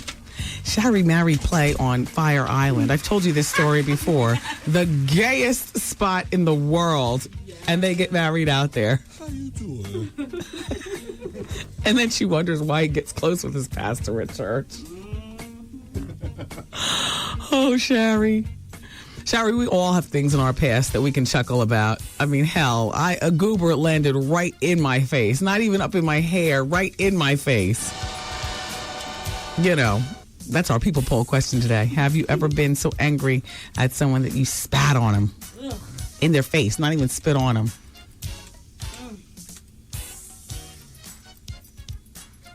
I should have seen it coming though when he picked up my friend Lisa and threw her out in the hall. Yeah, that's when I was going down. That was Lisa lost over 100 pounds on getting gastric bypass. So, back then, but he was angry and mad, and that mad strength. Slammed the door on Lisa, and she's out in the hall pounding, but not too loud. You don't want the neighbors, because, I'm very cryptic. I'm like, whatever you do, I'll tell my own story. I don't want anybody else telling my story.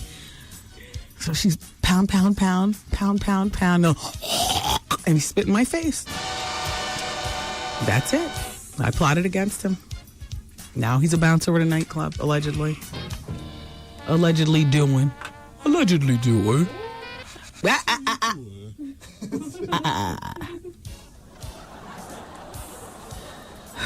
Has anybody heard from Foxy Brown?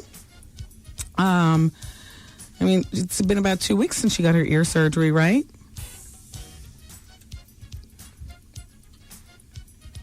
Hurry up, Foxy. Get in that studio.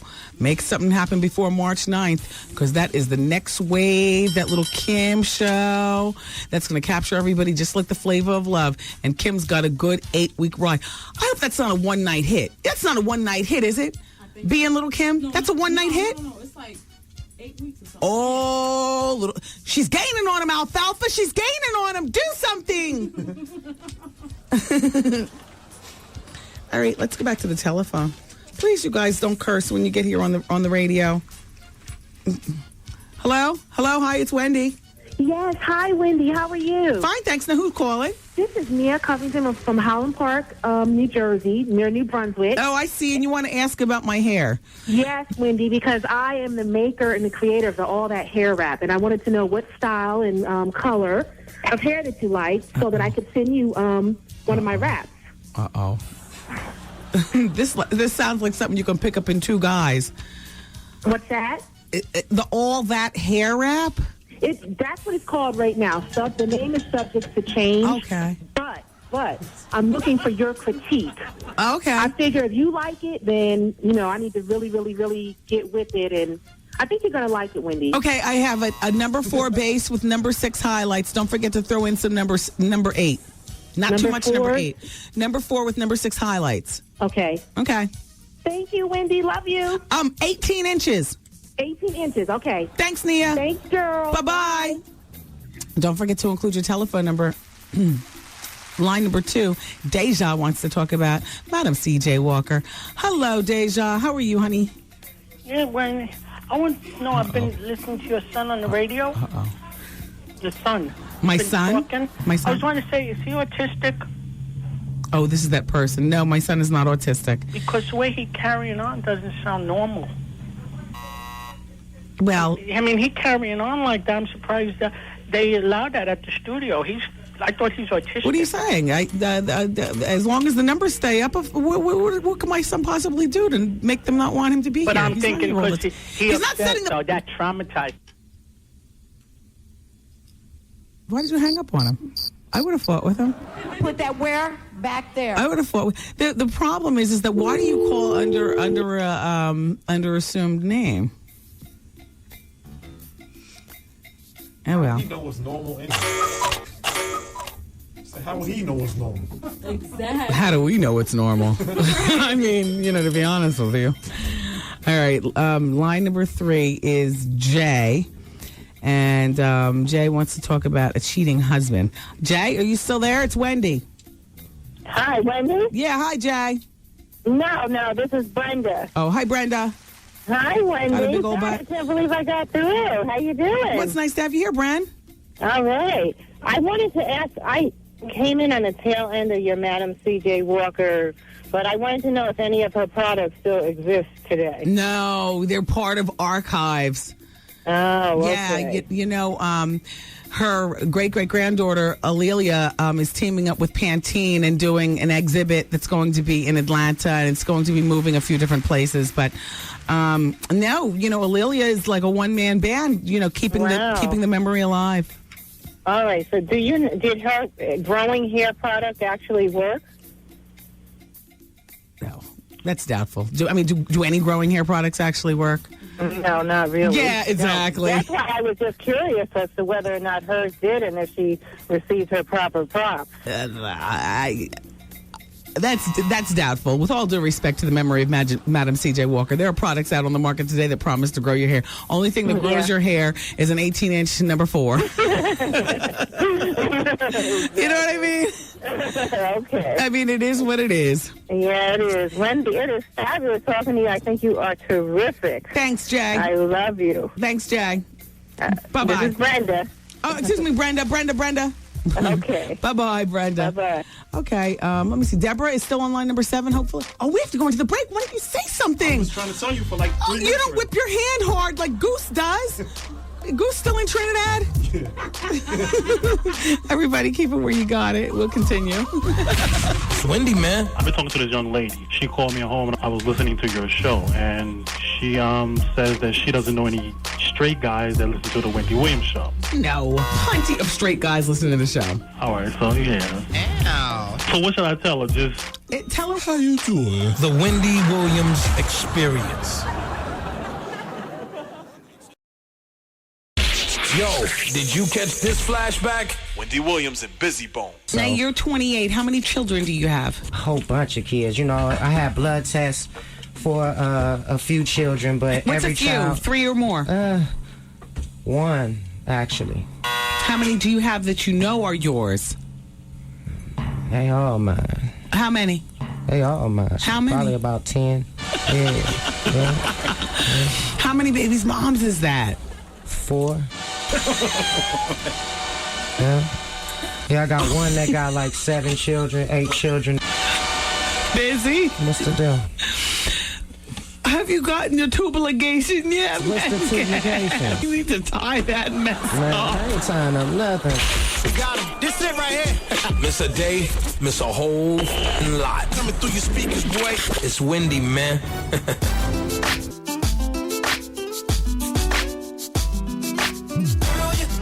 Mr. Engineer, please, some music. Would you give us a record, por favor?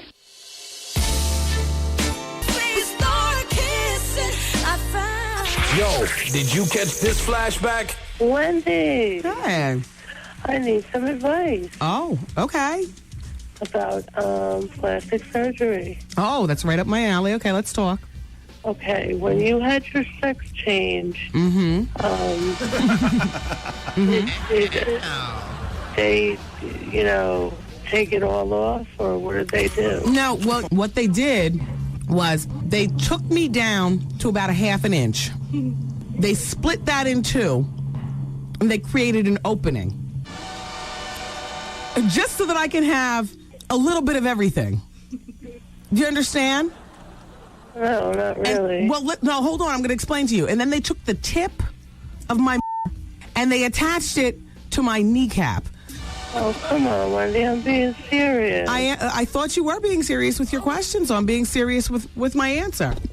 Have I answered you sufficiently? How you doing? How you doing? How you doing? Oh, you don't want to play the game since you started the game? Oh, you're messing with the best baby. No, we can go there. Yep, see? Coward. Coward. Hello? How you doing? It's Woody. And I'm out. Got him. This it right here. Miss a day, miss a whole lot. Coming through your speakers, boy. It's Wendy, man. I just finished riding my scooter around to my office and getting me a lollipop. And the Tyra Banks show is on in there. And Queen Latifah's on. And it's about women who inspire women to do other things. And so after I got my lollipop, I saw that there was still some music playing. So I had time to, ride around and patrol the area. Just see what's going on here at the radio station. So I hopped on my scooter and I drove over to my general manager's office. I knocked on the door like the cops. And then I kicked it in and, threw the scooter down and said, freeze! And it was my husband in there with him. They were having a meeting. And all of a sudden I got slayed, like in my mind. I was like, my husband's my manager. Do you know what I mean? And together, we fight. He wasn't in there fighting, but I'm just saying, you know what I mean? It's like, do you know the E! True Hollywood story of Suzanne Summer and her husband, Alan Hamill? Because, all right, well, anyway, that's us. She was able to do, when he met her, she was already Chrissy on Three's Company. Rest in peace, Don Knotts. And then, something happened. But some people that would bother. See, me, that doesn't bother. Me, that's a turn on. You know what I mean? Oh, hell. I mean, I have girlfriends who are like, oh, hell, I don't know how you deal with that. He's not here all the time, but just, only on official business and stuff. Hillary Swank, the $1 million baby. So she's 31. She just signed a 3-year deal to be the face of Guerlain. Is she that beautiful? Is she a cosmetic girl beauty? Like, I don't get that, but okay. $3 million she got. Between $3 and $5 million to do the print ads. The print ads are going to start in September. In the meantime, they say that Hillary and Chad could possibly be ready to reconcile. They were just seen having, lunch together. And in the Us magazine, they're walking and smiling. They shared laughs at lunch, and I like that they're just not divorcing, that they're giving it, a chance. And I haven't, a lot of times separation means, everybody's going to be hoeing. But I haven't heard any stories of her, going out with other guys or him, and I've been watching. I haven't. In the meantime, Juvenile says that, first of all, he's got his new CD coming out, Reality Check. That'll be in stores March 7th. But, he's from New Orleans. And, of course, Katrina, as we all know, ripped New Orleans apart, the whole Gulf Coast back in August. And Juvie says that, here's his quote, "A lot of my people from New Orleans really depend on me to tell the truth about what happened with Hurricane Katrina." So I haven't seen this video for Get Your Hustle On. Is that already out? or maybe he's in the process of Rodeo is out. There's a video for the single Get Your Hustle On, and it's depicting the devastation and the subsequent neglect that followed the storm.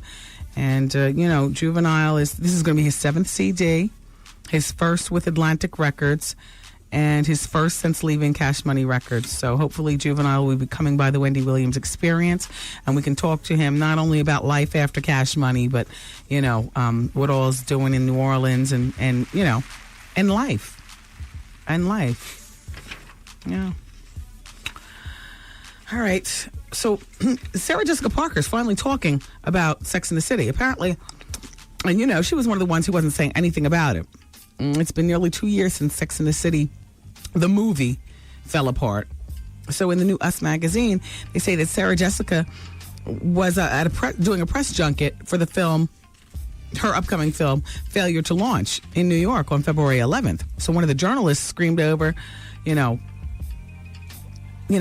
why did the movie for Sex and the City fail? Is it because of the rumors of Kim Cattrall? And so Sarah Jessica Parker screamed back, yeah! And then she added that there's no chance there will ever be a movie made. The moment is past.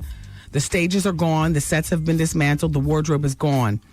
They could have made it without me, says Kim Cattrall. So the journalist asked Sarah Jessica, well, what was Kim's motivation for, not wanting to be in the movie? So Sarah said, you'd have to ask her. So apparently. Do you guys still watch Sex and the City? I protested for so long. Like, why do I want to watch it all cleaned up for TV when I saw every episode raw dog? But you want to know what? Every night at 11 o'clock here in New York, it comes on Channel 11. And whenever I'm home, I'm right there watching it. Boom, boom, boom, boom, boom, boom. And Will and Grace, exactly. Elizabeth Taylor LaLuz will ring in her 74th birthday. Actually, today she's doing her 74th birthday's today. Happy birthday, Liz. And she's gifting,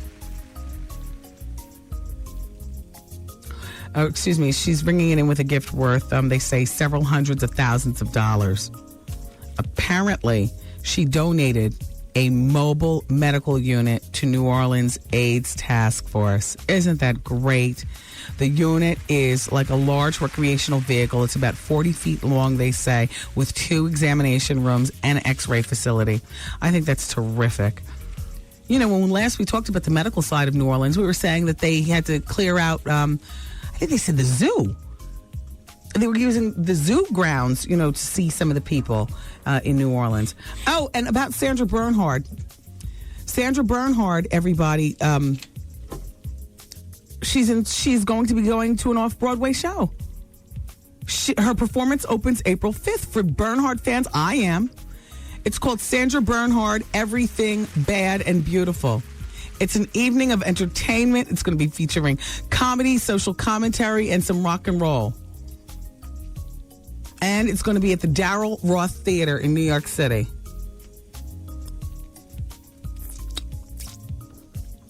Damn. Just one night, though? What was I going to tell you about Klay Aiken? Oh, you know that Soldier Boy who Klay allegedly had unprotected sex with? Soldier Boy thought that Klay wanted a relationship, and Soldier Boy went along allegedly with Clay's alleged wanting not to have condom on because, you can feel it better.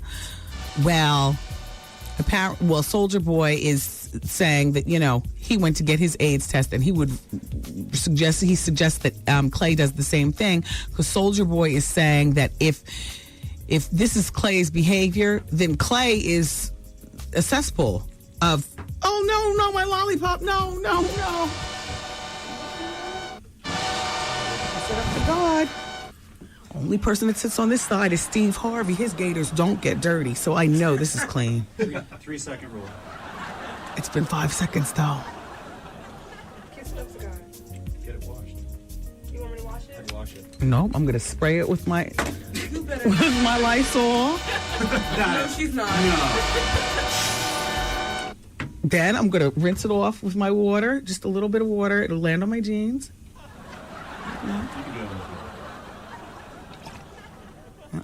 Wow.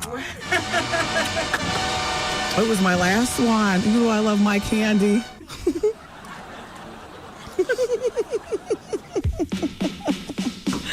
I gotta go to the emergency room. Thank you so much, Ailia, for coming in today. I mean, she was terrific. Ailia Bundles, the great-great-granddaughter. Oh, my gosh, the aftertaste is terrible. The great-great-granddaughter of Madam C.J. Walker. Thank you for coming in and sharing about your great-great-grandmother. And, you know, what a great gift to have you here for Black History Month. Thank you so much. Also, everybody, you lovely people, I love you for listening today. Don't forget to go to my website. It's up again, The Wendy Williams Experience, and you can answer today's question. Have you ever been so angry at someone that you spit in their face? And we're talking about based on Flavor of Love. Also, if you have not ordered up your trip to Puerto Rico, I told you today, Ghostface Killer's coming. So it's going to be crazy. 212, book your trip, 888-212-4534. 888-212-4534. And I'll talk to you good people tomorrow. I love you for listening today. Bye-bye. These party people. See you later. I'm saying bye-bye. Good night. Program complete.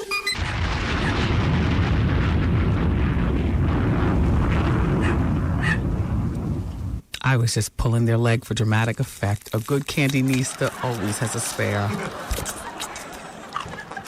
All right. Oh. And the bonus hour of the Wendy Williams Experience starts as soon as I crack to the gum. Get the juice out, spit it in the garbage, and get back in the studio. Thank you, everybody. Be here. The bonus hour in 8 minutes on BLS. Hi, everyone. It's me, Wendy Williams, for LA Weight Loss. Can I just tell you a really terrific gift that I recently got? And it was from a very caring person who happens to be one of my neighbors in my neighborhood. So I get home from work and ding dong. It's my girlfriend, Amy. Well, she and I, we play tennis together. Well, not really play. We more like we go and then we sit and we talk. She bought me chocolate-covered strawberries, and I had a fit because I was like, you know, I'm on LA Weight Loss. You know, she said, Wendy, these are LA Weight Loss chocolate-covered strawberries. I was like, wow. Isn't that nice? No, forget the gesture. Isn't it nice that you can still eat chocolate-covered strawberries on LA Weight Loss? Of course. Listen, LA Weight Loss is for people like me and you, people who love food, and we're not willing to sacrifice all that much. Isn't that you? Yeah, me too. Almost 2 years ago, I lost 15 pounds on LA Weight Loss. Right now, I'm back on LA Weight Loss. I would like to lose another 10 pounds. Now, mind you, the original 15 I have kept off all this time. I'm back for another 10 because I'm going to Puerto Rico in April, and I'm wearing a bikini. Not a tankini, a bikini. And I want to look and feel as good as possible, and LA Weight Loss enables me to do that. You want to look good? You want to feel good? You want to eat chocolate-covered strawberries and fettuccine, too? Yeah! 1-800-448-TRIM. 1-800-448-TRIM. LA Weight Loss for the foodie in you. She's a mother. When can I have pizza? All right, I'm going to... When can I have pizza? I'm going to order you pizza as soon as I finish talking about Jennifer. When can I have pizza? She's crafty. I made all the furniture in my apartment. I made a couch. I don't do thrift. Goodness knows how many people farted on that couch. She's a singer. All that I'm given is the things that I'm... No. Okay. All that I've been given. Okay. She spazzes out. My guides have told me that Foxy Brown's hearing is not as bad as Foxy Brown claims. What? What? Okay, now what? let me just... She's what? What? She's gangster. Back off. Don't pass me a glass, and I'm taking it to the head. This is my bottle. That sip was for Jersey. She's the queen of all media. Wendy Williams. Since you've been listening this far, we're going to throw in a little bonus hour. You ready? How long is this bonus hour going to last? I'm getting addicted. No, let me tell you, I love this extra hour. Everything is organic here on the bonus hour. Yeah, baby. Hey, yo, check this out. Wendy, man. Here it is. It's the bonus hour on the Wendy Williams Experience. 107.5 WBLS, New York. I do have a little regret, though. You know, I was not following the Martha Stewart Donald Trump fight, and I understand the nasty email that he fired to her, and you know, I just wasn't following it. I lost interest in The Apprentice a long time ago. I never saw her version of The Apprentice. I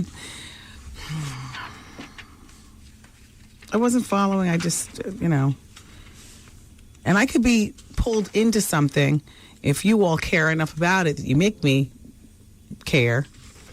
But apparently you all don't care either.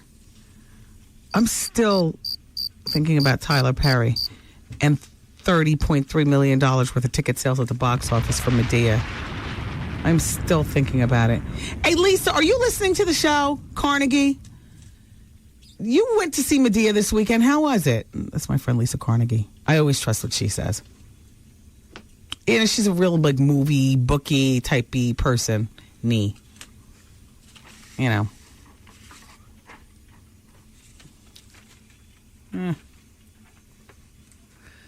This is a good deal for Kevin Powell. Hey, Powell, I really like what you're doing, and you told me that you were going to do this when you came to my show the last time. Doggone it, he's a man of his word. Kevin Powell, remember him from The Only Real World, The True Real World, the first season with John Neese, Heather B., Kevin Powell, and all them. He's running for a seat in Brooklyn for the 10th Congressional District, which I think is fabulous. He's from Jersey City, but he's lived in Brooklyn for many, many years. And he's participated in so many summits, panels, and workshops that, you know, and then it turns out he doesn't drink and he doesn't do drugs. Because I asked him, I said, are you ready? Like last time he was in here, he was just talking about, he was dwelling on the idea of maybe running for political office. I was like, are you ready for the scrutiny? He's like, I'm ready. He said, I'm clean. So he says the next level he wants to take it to is the United States Congress. And that's the you know, New York's 10th Congressional District. I think it's great. After all the panels and stuff, I'm sure that his candidacy is creating, you know, a lot of chat about. Here's his quote. I've watched America go through many changes over the past few years because of September 11th, because of the war in Iraq, because of Hurricane Katrina, because of the exploitation and manipulation of our values, our differences, and I want my voice to be used in Washington, D.C., on a national stage in a way that affirms our humanity, not denies it. He also says, America is not the country it once was, but we're also not the country we can be either. It is time for new leadership, new generation to push forward, and I want to be a part of the wave of fresh ideas, of visions, of these times for the 21st century. I think this is great, Kevin. I think that this is really, really great. He needs money, though, everybody. You ready for the pitch? He needs money. You can write a check to his campaign. The maximum amount donated is $2,000 under federal law. Your check must be in by March 31st. He's got to raise sufficient funds. Wow.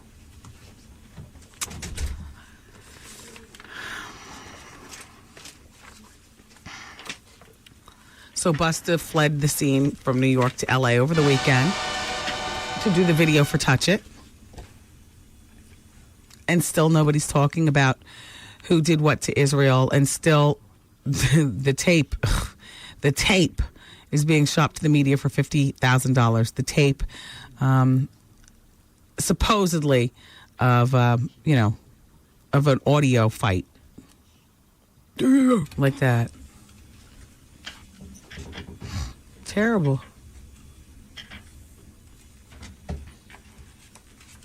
You know, I hadn't even thought of Busta trying to do the video again. I mean, I know Busta has to eat, and I know this is like a hot song.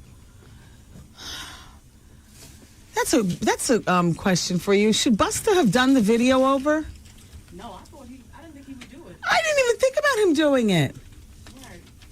Wouldn't you be traumatized? I would be traumatized. Watch him do a remix to the remix and be talking about, my man.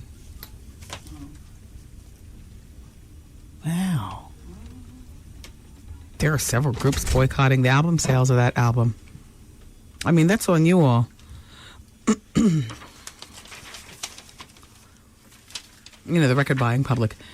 Damon Wayans is trying to allegedly attempt to trademark the word nigga so that he can make books, music, and merchandise with it. Wow. Oh, my gosh. Well, I got that from the rumor section of allhiphops.com. So. And here's another rumor in there. Did you hear Black Rob is in rehab? No, I didn't hear that. Then I guess he checked himself after the alleged rumor that he was seen outside with his slippers and house coat. Do you remember that day? I don't even want to repeat it. I mean, ho ho ho ho. So anyway, Debbie left and everybody just abandoned the phones. Oh no, I'll take phone calls. It's okay. We could just take them blindly. Friday's people poll question, by the way, everybody, on the WendyWilliamsExperience.com was, will Whitney Houston ever recover? 21% of you said yes, but 79% of you said no. Today's question on the website is, have you ever been so angry at someone that you spat in their face?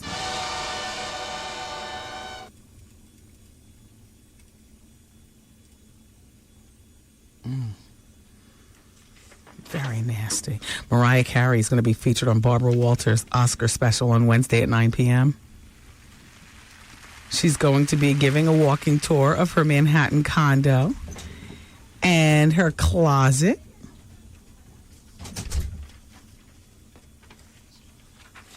I haven't been to her house since MTV Cribs. I would love to see what she's done or redone. Shout out to Susie John. He says, Mrs. Wellington Carrington, I just heard the caller speak strangely about your son and couldn't believe what I was hearing. Your son sounds perfectly normal, and I always find it amusing when I hear him in the background of your show. Mama! I mean, here's the thing, and I hate to say this, but turnabout is a fair game. And I am a good sport, and I understand. You know, because you understand what I'm saying? Oh, Susie John, don't cry for me, Argentina. I know what I do. I would be a fool. Hollywood, do you understand what I'm saying? Yeah. I would be a fool to sit here and think that people wouldn't try to throw darts at me. Or my mother, or my sister, or our son, or, my husband. And it's terrible. They all know what it is. I know what it is.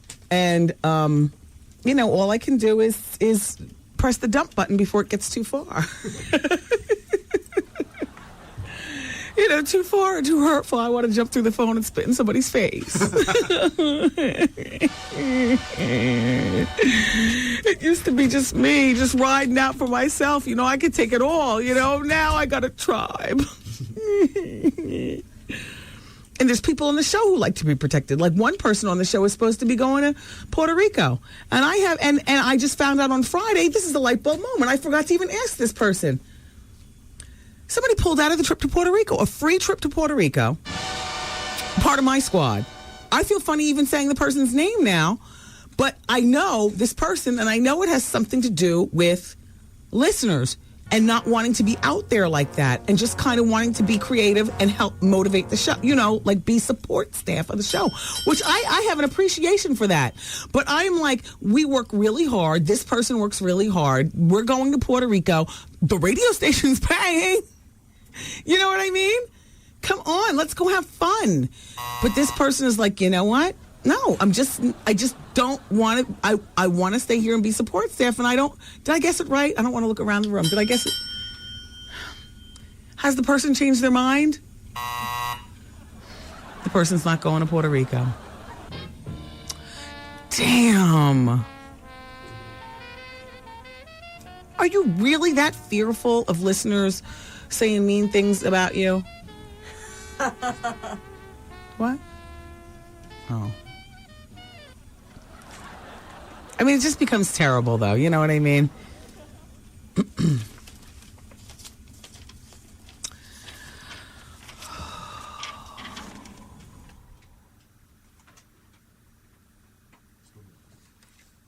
So Drew Lachey won Dancing with the Stars?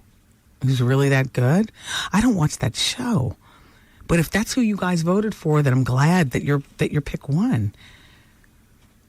Next week is the last week of the Flavor Flav show, and it's going to be between Hoops and New York, and you know that New York is going to win. Hoops don't like him. No, Hoops doesn't like men. Oh. Yeah. Or something. Or something you doing. I mean, there's something going on there. Right. But Hoops doesn't seem like the type that cares about the publicity either. Like, what is her purpose of being on there? She just seems like one of those cute tomboys in a girl clothes. Well, that's for money, though. You see, that's using men for money. Like, a lot of strippers can't stand men, but they'll take your money. I'm not saying there's anything wrong with that. I'm just saying, and Hoops is really pretty and everything. By the way, what kind of hoe would that be? Doesn't like men, but they'll take your money. This list went over really big on Advice Hour today. The undercover hoe. That would be Hoops, an undercover hoe? I think so. Well, let's go to line number 6 because Yvette's going to talk about Medea. Hi, Yvette. Yvette? Hello? Hi. Hi. It's Wendy. This isn't Yvette, though. Is this line 6? It could be, but I have no clue. I mean, no, I was asking you, Hollywood. Yeah, 6. Wow. All I know, though, is I just want to call and talk about New York. Oh, go ahead. Go. Oh, my God. I could not believe that. But for starters, you were talking about her being a project girl. Yeah. I doubt that. No, she didn't. Because a real project girl would have stomped her in the face when she got it down on the ground. But she wouldn't have left it alone concerned about no clock. With spit in your mouth. Yeah. You know what I mean? And she said she's from Syracuse. I went to school up there. Them girls, the project ones are ghetto. I heard her parents talking about Syracuse or whatever. But ghetto. It was nice to see that that she was the only one with a 2-parent household. Okay. I'm so proud of that. Exactly. I feel so bad for her. The moms? Oh, I know. Why your mom's trying to holler at the man you supposedly trying to get with? But you want to know what? Hoops might suffer from the Chastity Bono thing. Like your mother's highly sexualized, and then you want to be anything but. And then you turn gay. You said it, not I still me. want Hoops to win, though. New York's too crazy. Flav is the biggest star now than he was before.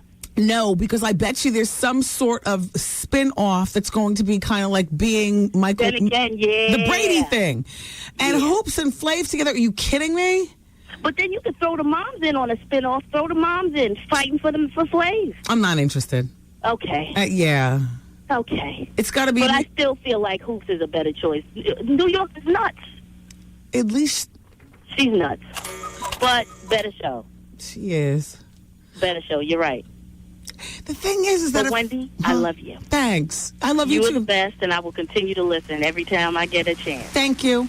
All right. I mean, for the first couple of episodes, I thought that maybe New York was going out back and chiefing because, there's those lay-low chief eyes. Like, I just couldn't figure out the whole eye thing. What her deal was. When New York lit up the cigarette in the limo, and the first thing I said was, damn, she smokes in front of her moms like that. Exactly, but mom... And then the mom lit a cigarette. I was like, and for a second there, I thought her father was Queenie, but I quickly changed that.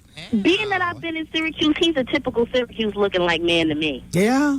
Whereas she, the mother, I don't know what her deal was, but she was chaining them cigarettes down worse than New York. Killing them. Killing the cigarettes. Yo, and why'd she tell her daughter on TV, you look like you gained weight? She was so critical. I must feel bad for her. In her funky outfit. With her matching vest on top of a, button-down shirt. That's the Syracuse look. What are you doing? What are you doing? You're on TV. I know. Somebody help, okay? I gotta go.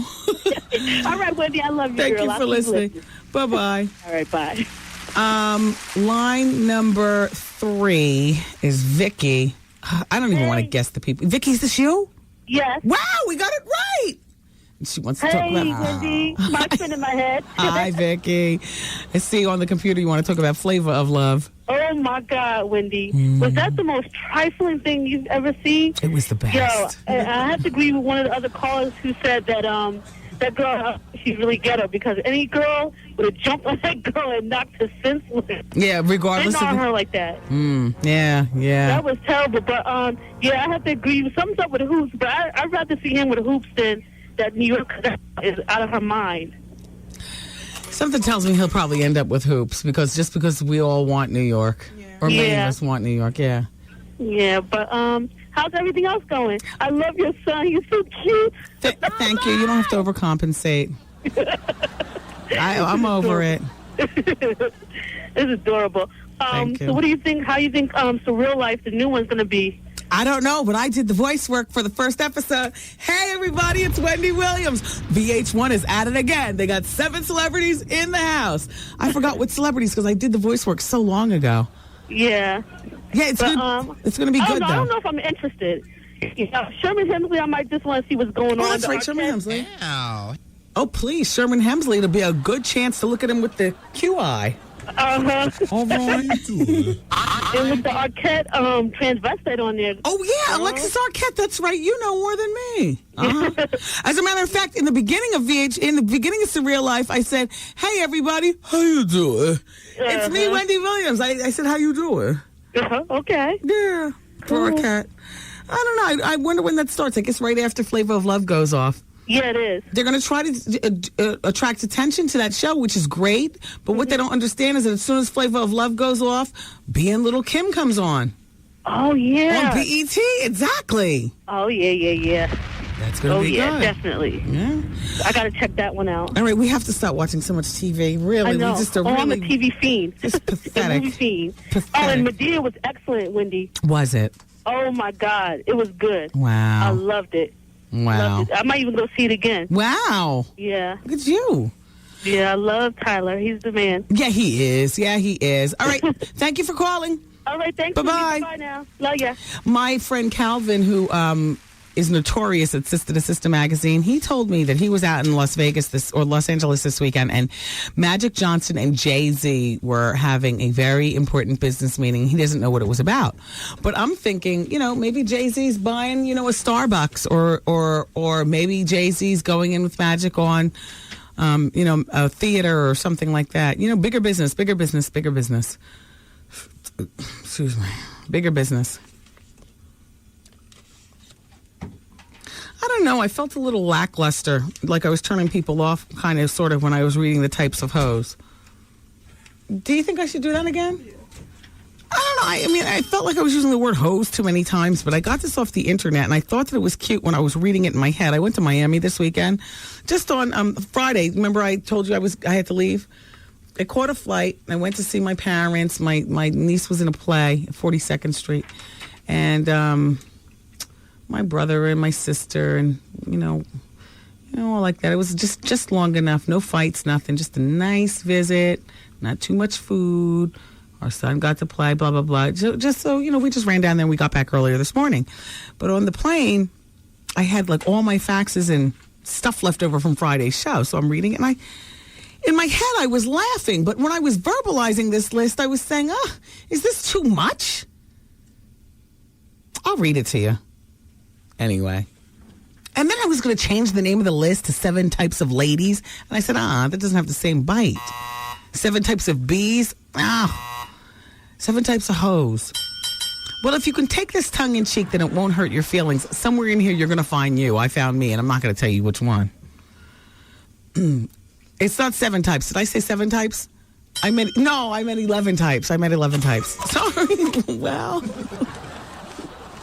You would be crazy if you ingested Lysol for dramatic effect, too.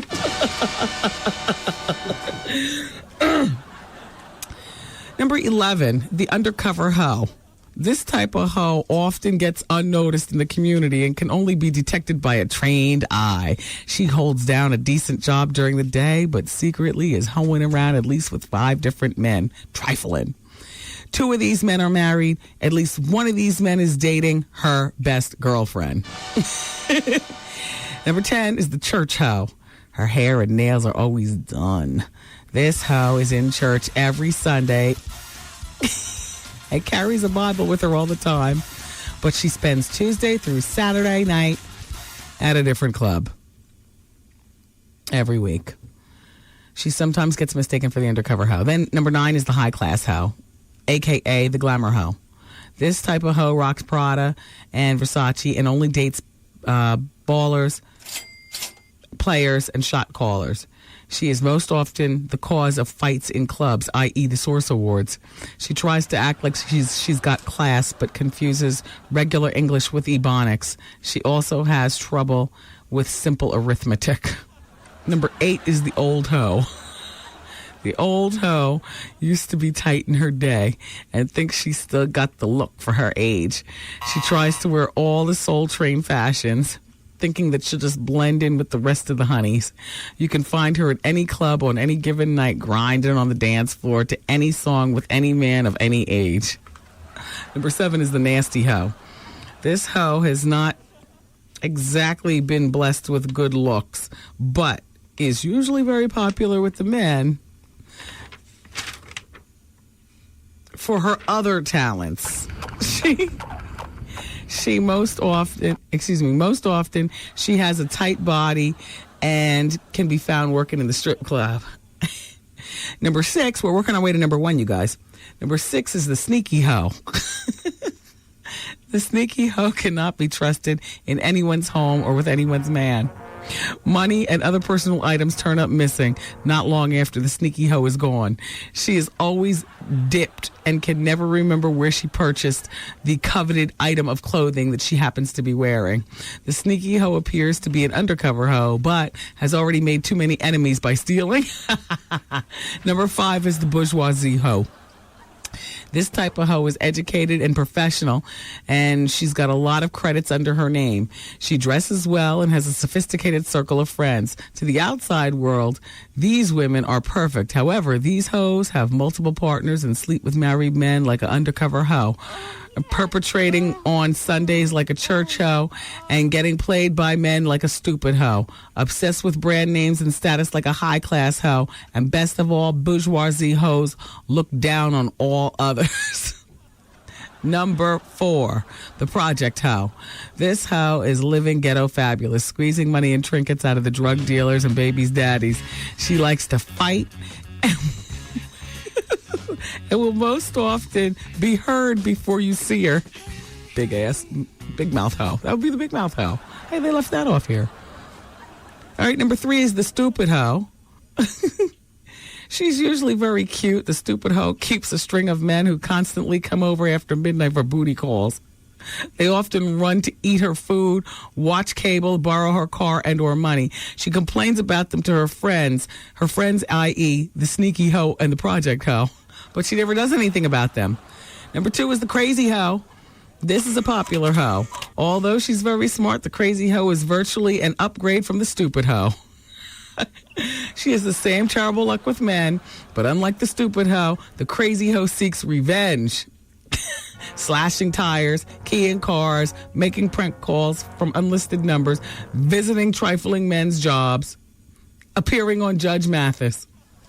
And finally, the number 1 hoe. Huh? Give me a drum roll. I can't hear it. Oh, wow, I ruined my headphones. The ear is blown. Yeah. And finally, the number 1 hoe is the stank hoe.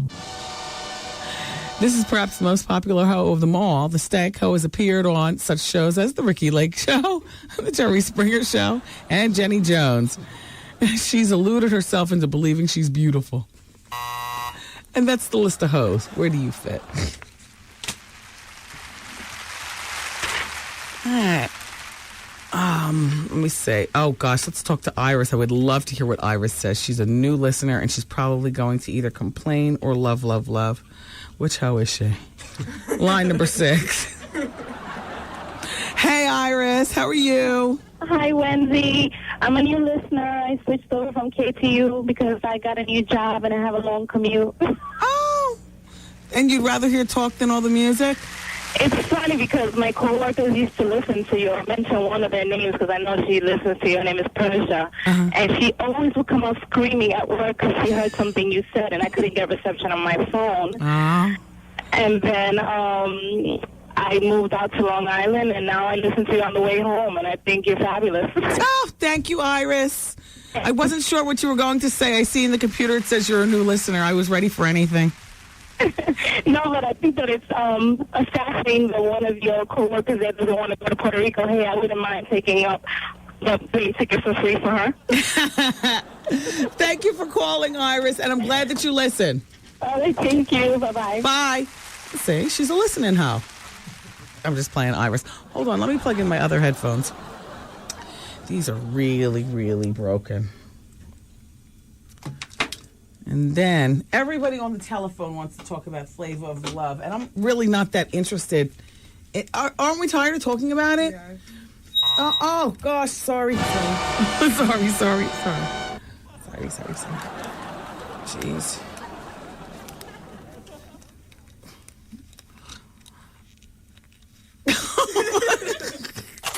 It is what it is.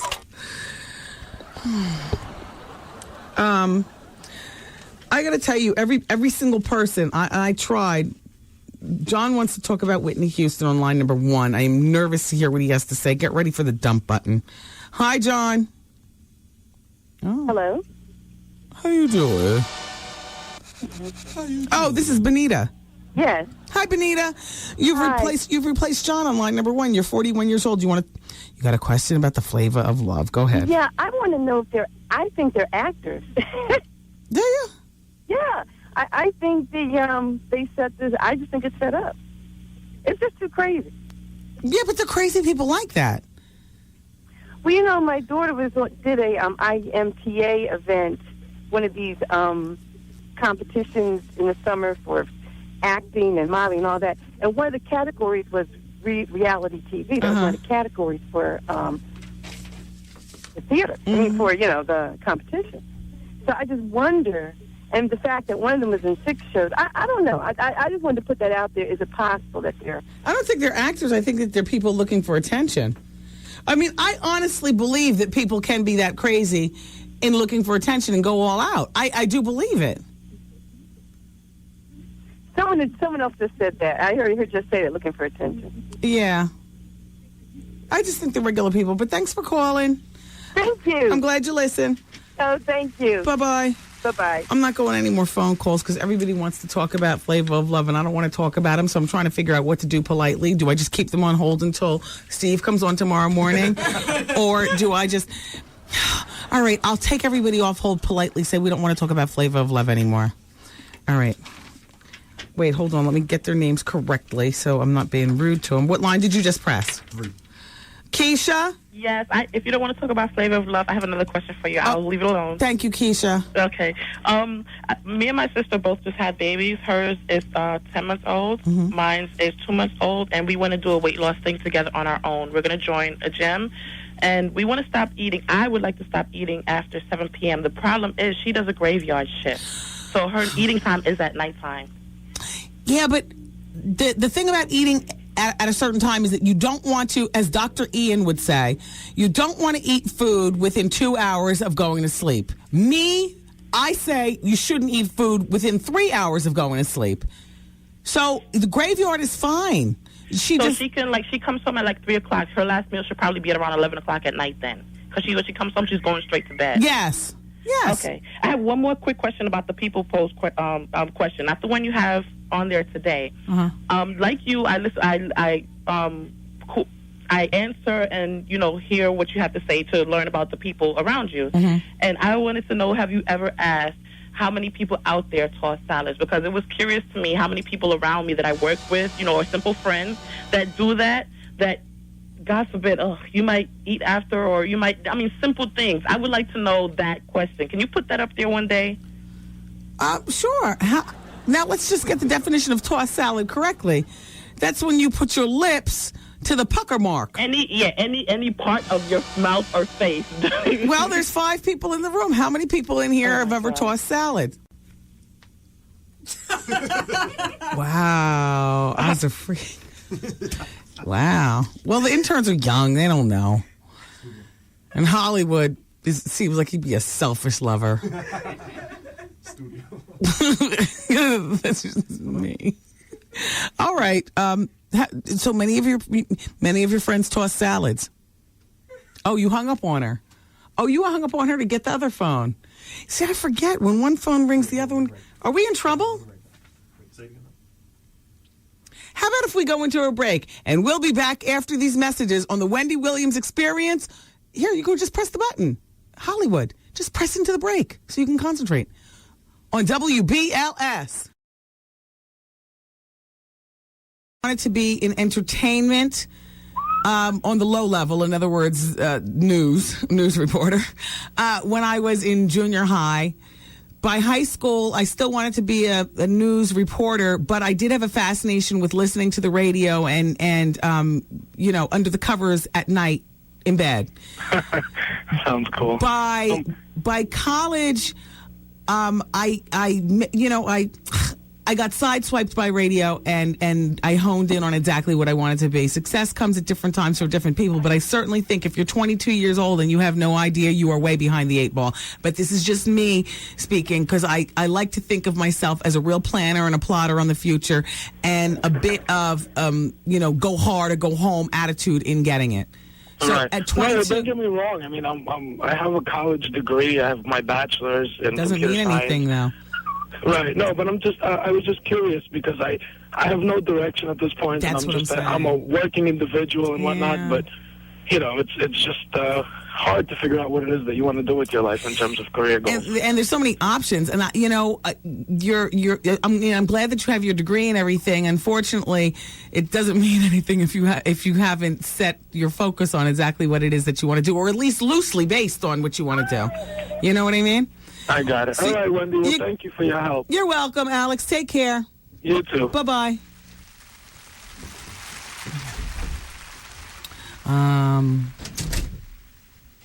Is Barbara still on line number 5? Oh, excuse me, Barry on line number 5? Barry? Yeah. Barry, you were here when Crazy Tony called earlier. You know what? What? Barry. Yeah. Barry, were you here from the beginning when she first called and I put her on hold? You know what? And you stayed. Wendy. No, you're no good. You made me do it. No, you shouldn't have did that. Nope. You shouldn't have did that. Barry? You know what? All I could vision was this person in a straitjacket. Shut up. And an empty bottle of Zoloft in one corner and an empty bottle of Xanax in another corner. And her toes dialing the phone. Shut up. That's all I could imagine. Barry, And wait a minute. Let me finish. Okay. I was put on hold for 24 minutes. Now I was waiting for my daughter to get out of school. Oh, what? And then someone comes to the line and they go, "Oh, sometimes Wendy doesn't pick up the phone. We're sorry, but it's advice hour." And then she hung up. Yeah, that's... So wait a minute. Okay. So I said, it's my birthday today. Okay. Brother needs a trip to Puerto Rico. I'm going to try to get it. By the way, are you guys donating a trip to Puerto Rico? Appropriate button, please. There we go. Oh, if anybody needs a trip. Wendy, I called you once before. I told you, about me and my kids. Oh, you're the one from Plainfield. Your daughters love to listen to the show. Right. Yes. Right. Candace? Oh, boy, here he goes. You know I don't like to talk to the kids. Open it. Don't do that. Don't do that. Okay. How old are they again? Candace will be 15 Monday. That's right. She's older. And Christopher is 10. Sometimes people put me... you got to shout out to Candace. She's on the line line right now. Hi, Candace. How you doing? Oh, Roy. How you doing? Okay, Candace, you can hang up now. Okay. Bye, Candace. Now, basically, you got to get a little bit more control of your advice hour. All right? Because you left me on hold, and all I want to do is just shout out to you and say, hey, what's up? I know. And I wanted to actually hear you say, happy birthday, Barry. Happy birthday, Barry. And then I was going to go. Barry, how old are you today? This is Vaughn Harper from 107.5 WBLS. So tell Mr. Harper if he ever wants to give up his job. I'm not laughing, Barry. That is so uncool. How old are you? What? No, I can't tell you that. Why? Well, wait, huh? Why? I'm in my late 30s. Okay. In my late 30s. Why, you want to fix me up with somebody? Now what? I was just asking. Well, I mean, I'm eligible. Yeah, you're a very nice man. A little weird. Why? Why are you saying weird? A little weird. Now, wait a minute, Wendy. You're not putting me in the class with that. No, you're not as crazy as Crazy Tony. Oh, okay. All right. There's a little, but you know what? I love you. Aren't we all weird in our own special way? Well, I'm not going to agree to that. Well, right now, I don't know who's listening. I mean, I don't consider myself weird. Everybody listening has their ways. There you go. I like to have a good time, just like everybody else, but I don't consider myself weird. That girl was off the chain. Yeah, she was. Did you hear when I asked her about her medicine? Yeah, I was wondering when you were going to get to that. Well, because we were still having fun. And Candace and I were looking at each other in the car going, ask about the medication. Ask about the medication. You know, she's called somebody. Everybody, there's a woman who insists that she wants to get artificially inseminated by Michael Jordan. Michael Jordan has cheated on her with Juanita. Why did you even have her on? You wasted the whole advice hour. I didn't talk to her the whole time. Yeah, but you had her on hold. You had her on hold for half an hour. That was more interesting than you calling up to say you want to say, hey. You know better than that here. I want to go to Puerto Rico. I told you that was in the 5 o'clock hour. Yeah.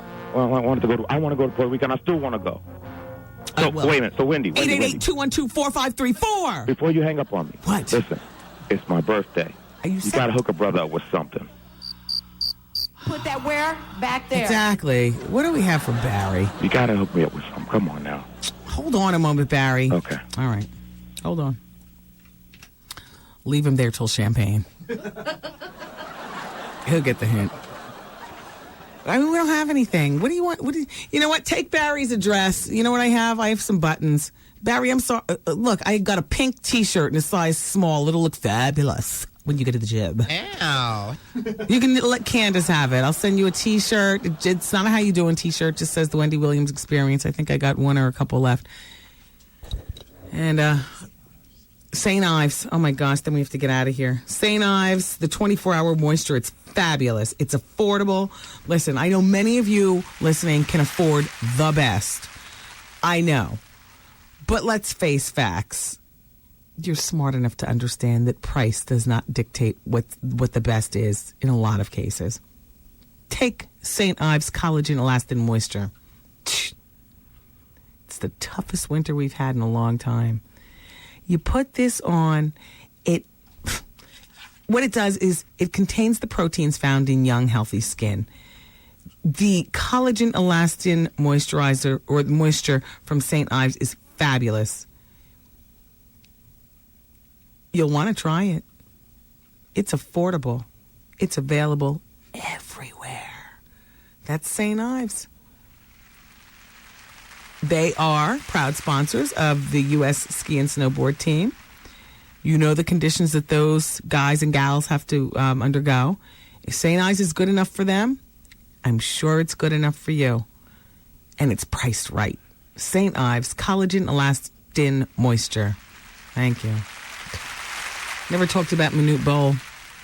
You know, he and his wife, they were arrested simultaneously at the police station, beating each other up. I guess he's angry because he's broke, allegedly. Oh, yeah, his very own countryman. There he is trying to do a good thing. Do you remember when Manute came on the show? He was raising money to build a hospital, I think named after his mother, if I'm not mistaken, over in Africa. Such a good guy. They took his... Barry wants you to say hi on the air that the shirt is for Candace. Barry, I'm not saying that. Candace, you can do what you want with the shirt. I'm not saying what your father wants me to. He's not holding me hostage. Enjoy the shirt, Candace. Anyway, that's about Manute Bol. I gotta go. By the way, shout out to the bosses here at WBLS. I know you're luxuriating in your big body cars on your way home with your drivers. They all have drivers. But what you need to know is that when people call the radio station, the music on the hold button is way too loud, and everybody who calls the pink office complains. Like, you know, you put somebody, hold please, the music's like way too loud in their ears. So maybe we can get that adjusted. That's all I'm saying. Always something. Hey, what's up? This is Corinne Steffens, and you're listening to the Wendy Williams Experience. For one of them, if you could say, like, Cam Steffens, a.k.a., Super. Nope, I don't use it. Nope. Okay, or you could say, like, the name of your book or whatever. Okay. So I'll do it on this first one and put in my name in the book. Okay. Name. Yeah. Hey, what's up? This is Corinne Steffens, author of the book Confessions of a Video Vixen, and you're listening to the bonus hour on 107.5 WBLS. Yo, you set her up lovely. You get the slob knob noise back there. She was trying to be all book-like. I don't do that. Did she say how you doing? She never did that either.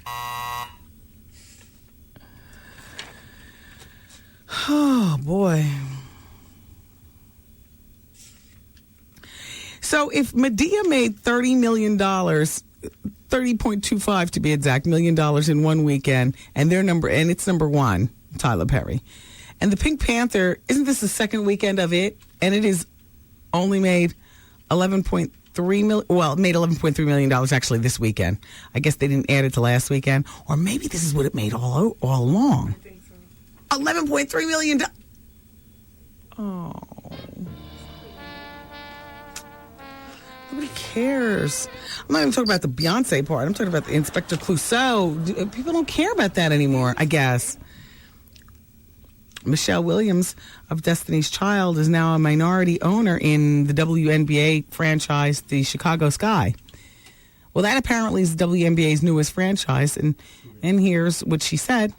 She said, I'm thrilled to have a stake in the WNBA as it expands. Taryn said it made $60 million. Oh, it made 60. Okay, so it made $11 million this weekend. Thank you, Taryn. Where'd she call? From home or from the studio in the back? Okay. Just trying to see if she jumped on the train between breaks. Tried to flee the scene. She says, I'm looking forward to being in the front row of the Sky Games and cheering them on to many championship seasons. That's great, Michelle, from Destiny's Child. Yeah. And Luke Campbell, friend to the show, he announced his retirement from hip-hop. Yeah, that's probably a pretty good look, Luke. Yeah. To begin a career as an executive in the adult entertainment field. Yeah. This is what Luke said. Here's the quote. I'm tired of being in an industry that doesn't appreciate me. I've done so much for hip-hop. Until this day, I haven't received any awards, any recognition for it. If it wasn't for the 2 Live Crew videos wouldn't look like they do, and rappers wouldn't be sounding like they do. I'm going into the adult market because they don't care what label you're signed to or who you know. My company is going to cater to the upscale urban market. It'll be like Playboy, featuring our women and things we like to see.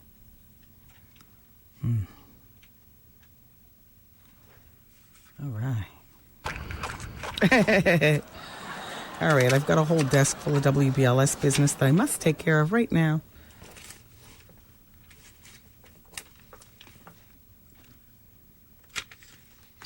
Look, Hollywood. I don't know what I did with the business.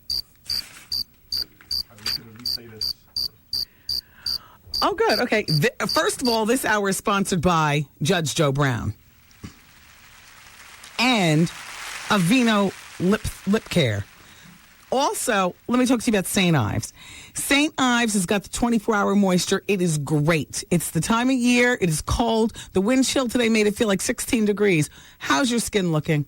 Is it cracking? Is it hurting? Is it, Are you constantly reapplying only to have it just like nothing, like no moisturizers working? Get something affordable. Get something that works. Get something that, well, is being supported by the U.S. ski and snowboard team. That's right. I'm talking about St. Ives 24-hour moisture. I love it. You put it on in the morning. It's not greasy. It absorbs right into your skin. Pow. You're good all day. No reapplying. St. Ives 24-hour moisture. It is fabulous. It is affordable. It is at every store. You don't even have to look for it in town. Congratulations to the Frightening to Fabulous Living Room Makeover. Okay, I got that right here. Week number 3's winner by 46% was picture number 101, Leisha Wholeness from Orange, New Jersey. She's got a great story. She had 2 jobs and she flew for some airline. And she was telling people in the airport to log on and vote. And so she won last week. That's week number 3. That's terrific. I think we have 2 more weeks left of this contest, and then the grand prize winners all compete for the $50,000 living room makeover. The only thing that I can't do here are the station liners, because I can't figure out what I did with my paperwork. I know you just gave it to me. How does stuff happen that fast? Well, let me see if I can guess what the station liners are. Shadow Nightclub is free every Thursday night. Thursday nights are free at the Shadow. Elbow to Elbow on Friday nights. The Shadow, the Shadow, the Shadow. What would another one be? WBLS is a proud sponsor of the GED Connection. Get the help that you need by turning on Channel 13 Tuesdays and Thursdays at 6 a.m. with a repeat at 12:30 p.m. For more information about this or anything, log on to WBLS.com. That's a reminder from WBLS, celebrating 35 years serving the community. Take that, Kiss. They've only got 25. Also, WBLS and Channel 13 are celebrating Black History Month. Make sure you tune in all month long to Channel 13 and check out what they're doing. That's a reminder from WBLS, celebrating 35 years of serving our community. Don't forget to wake up with our man, Steve Harvey, tomorrow morning, followed by Mike Jordan. Yes, here it is. Damon Wayne did try to get the N-word. For the past 14 months, this just in. For the past 14 months, actor Damon Wayans has been in a battle with the U.S. Patent and Trademark Office to clear his use of the term nigga for a new clothing line and retail store. According to Wired Out, Wayans is looking to use the word to represent 14 kinds of attire, including shirts, pants, and as a part of the label, to appear on clothing, books, music, and general merchandise. I'm glad they won't let him have it. Are you wearing that? How can you go to your grandma's with that on?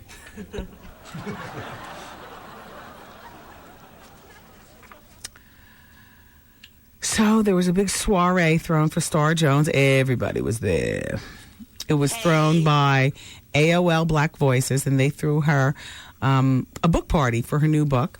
And it was at the Four Seasons Hotel in Los Angeles on Friday night. Of course, Al was there. Al, you doing work? Anton Fuqua's lovely wife, Layla Rashawn, was there. Malaka Compton Rock was there. Natalie Cole was there.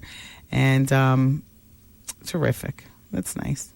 No backhanded compliments. I just wanted to pass that on to you. Patty Austin's going to appear at a post-Oscar party, the Governor's Ball, on March 5th. This is one of several public appearances that she's had since she got her stomach stapled. I recently saw a picture of her. She looks fabulous. I would love to get her on the show to talk about stomach stapling, just because it's got to have been quite the journey for her. You know, she was like 300 pounds.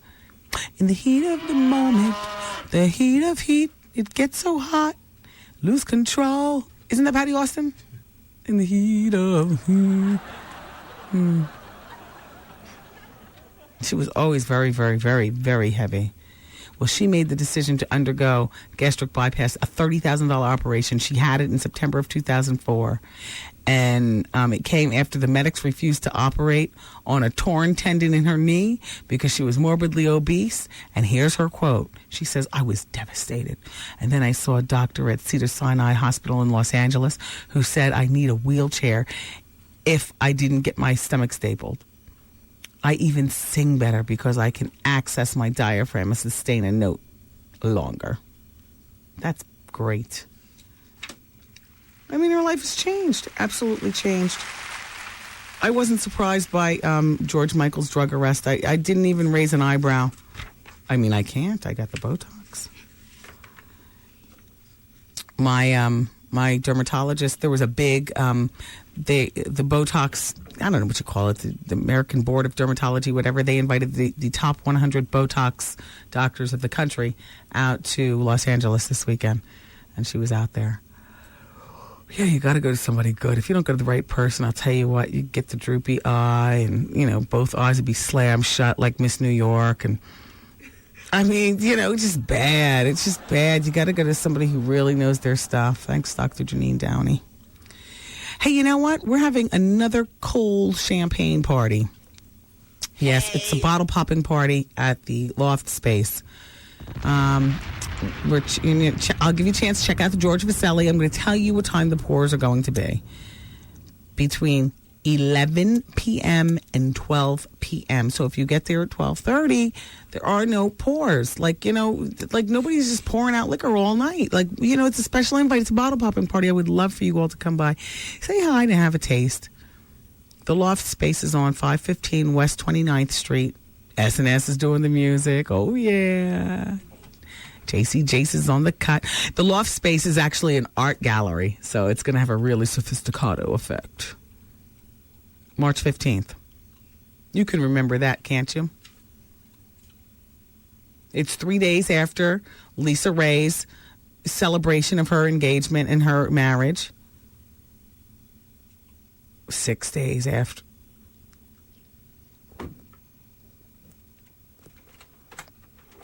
Never mind. What is that? What is that? What is that website? That's Hoops. She's a beautiful girl, but I'm telling you, she doesn't care about Flav. All those looks going to waste. She is gorgeous. What website is that? Hoops.com? MyDarlingNikki.com. My Darling Nikki. That's probably her lover. No, that's all her. What's her real name, Nikki? Yeah, Nikki. I don't know this. New York's name is Tiffany. When her mother called her Tiffany, I was kind of taken aback for a moment. No, you're not, Tiffany. You're not going to marry him. Never. No, you're not. No, you're not. No, you're not. Never. Never. You will not marry him. Yes, I will, Mom. Yes, I will. I'll marry him. I love him. You don't understand. I love Flav. Oh, my gosh. So in conclusion about James Fry, he's been dropped by his publisher. His book sold more than 1.7 million copies last year alone when he became part of Oprah's book club. Then he did another appearance on Oprah last month. He admitted that, some of the book was a lie. Okay, much of the book was a lie. He spent 2 hours in jail, not 87 days in jail. Well, dramatic effect. No? Okay, he's a liar. Anyway. Yeah, it was based on a true story. A Million Little Pieces was number 2 on the New York Times bestsellers list, the last paperback nonfiction bestsellers list. I mean, you know what Oprah did? Oprah called up the book label and said, I will never have another one of your books on my Oprah Book Club if you let this man go ahead. Her reach is so far, it's crazy. And that's what happened. I mean, I don't know that's what happened, but you're with me. You see what I'm saying.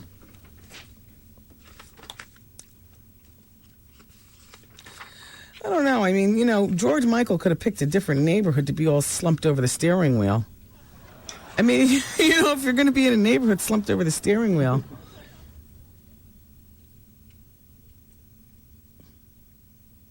What website do you go to find this picture right here? My eyes look so cross and I look so out of it. I look like I drank a case of champagne. Where'd this picture come from? The one without Dr. Ian. Look at my smile. Well, I know I'm messed up because I'm revealing my upper arm in a way that I never do when I'm in my right mind. I got my arm up. You see what I'm saying? I never put my arm up like that. All that loose skin. Exactly. Probably that site you gave last week. Let me see what website is this? It's probably that, That's What's Up. It is, actually. There was a lot of pictures on that site. Tattoo faxed over and said, slowly but surely those eyes are are beginning to see. Exactly. It looks like I'm trying to get into focus as the pictures meet. Oh. I hate the websites with the pictures. It's like you can't go to a party and have a good time anymore. Some photographer always clicking it up. That's how they catch a lot of Hollywood, though, doing a lot of stuff.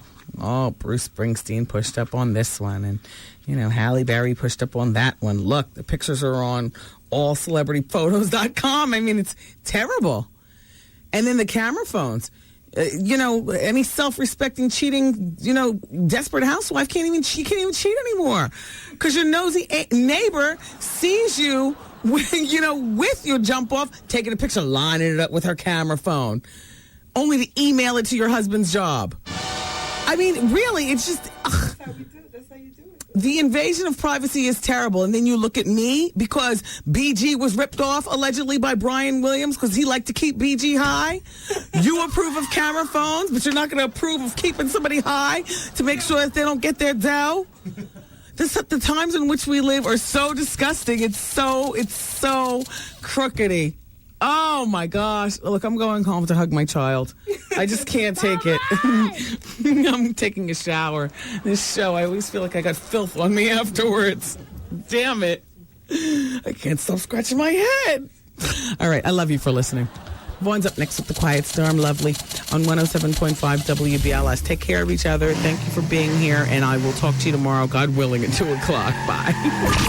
The Wendy Williams broadcast day has completed. Aw, man! And WBLS music starts next.